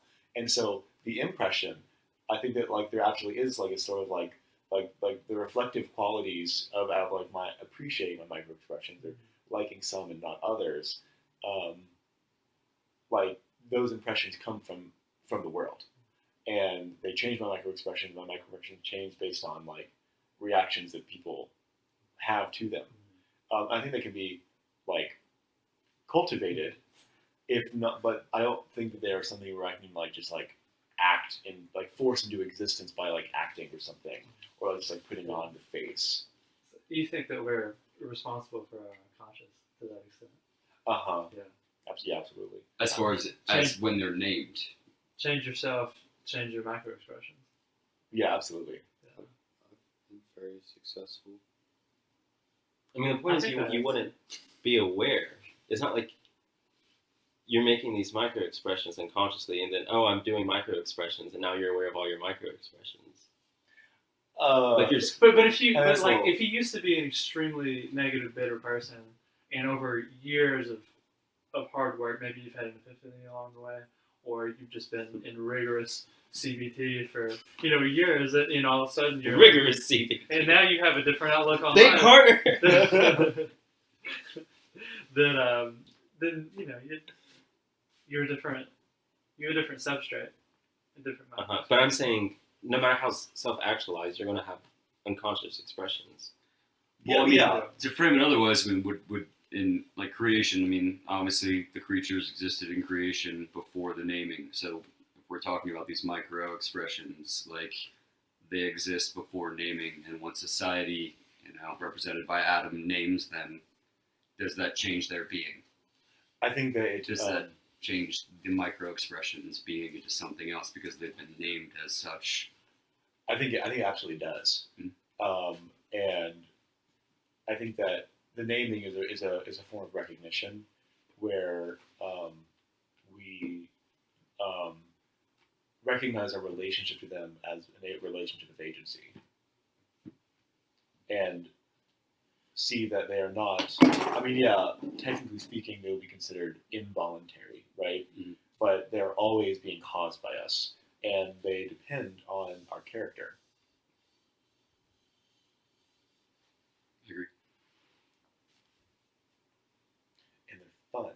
And they're fun. Kids try them at home. But it's like a toddler is dreaming, an infant's dreaming, and it's like the contents of that person's dreams, although it says something about them, I wouldn't call it their character. Like that's just things that happen in their environment that they have no control of. But the dream is always being produced by that person. Yes, but it's not like they have an agency that's stemming from their character making the dream. the contents of the dream are things that have happened to them, and it's coming out of them. It's like recollection. So it's not like the way you recollect something in of itself on an unconscious level is a expression of your character. It's an expression of something about you, but I wouldn't call it your character. There's a lot of things you do that are not who you are. They're from us, but you can do something that's from you that's not who you are. Well, I mean, I guess we just have different definitions of character and agency. Yeah. There's, like, I guess, would you identify the self more closely with whatever is being willed? Yes, definitely. Okay. Yeah. There are things that exist within us, spirits, if you want, that are not who we are, but they happen and we end up doing them not out of any sense of who we are, but because of our environment. Yeah. I'm not a determinist in the strict sense, but in the sense that things happen to us beyond our control, and then we have to react in ways that are also unconscious and beyond our control. The way we can then think about it and react to it is where our character comes in, where our self comes in, where our will comes in. But there are many things that are just things about us that are not, that don't come about through our will or our perception of who we are. But that's why I use the word agency, not will, Mhm. because agency is a separate concept. But agency is also coming out of conscious self. It's something that No, I don't think it is. I think agency is the one who acts. I mean, agency generally implies responsibility. Like if you're an agent, you take responsibility for that. That's kind of like, at least it's legal meaning, but I think even broader speaking. But it's like you couldn't hold Well, someone for the things that this- happen to them This is really or the things they interesting dream about. because But like, I think you absolutely can. That they were the agent who performed it. The dream. Well, Yeah. so this is goes back to the thing It's that not we were somebody else. talking about, the Shemal prayer, and how when Christ quotes that, the love God with all your mind, soul, heart, and strength, he adds mind. And I've heard biblical commentaries on why that's so fascinating, because the word for soul back is nephes in Hebrew. And it's like, if you really think about that, what does it mean to love God with all your soul? It's like this intangible part of yourself. It's like, how do you do that? And so the word nephes means like your idiosyncrasies, like what makes you uniquely you, like what makes you weird. And so I think that is the essence of kind of the character, at least listening to this, of what Nixon is talking about when he's saying agency, where it's like it's his nephes, where it's like the nephes of the person is the one that produces the dream in such a aspect that it's like we could both receive the same amount of information and experience. You know, we could be twins, but we'll have separate perspectives. Right, like the agent. I mean, the agent is like, you know, like these things happen to you, and you have a dream. It's not somebody else having a dream. You are the agent having a dream. Which I think, as someone with your background, Rick, I think you'd be really interested to think about that. Why does Christ add mind to that? And saying that he's already said, like, I wonder what the Septuagint Greek there would be like.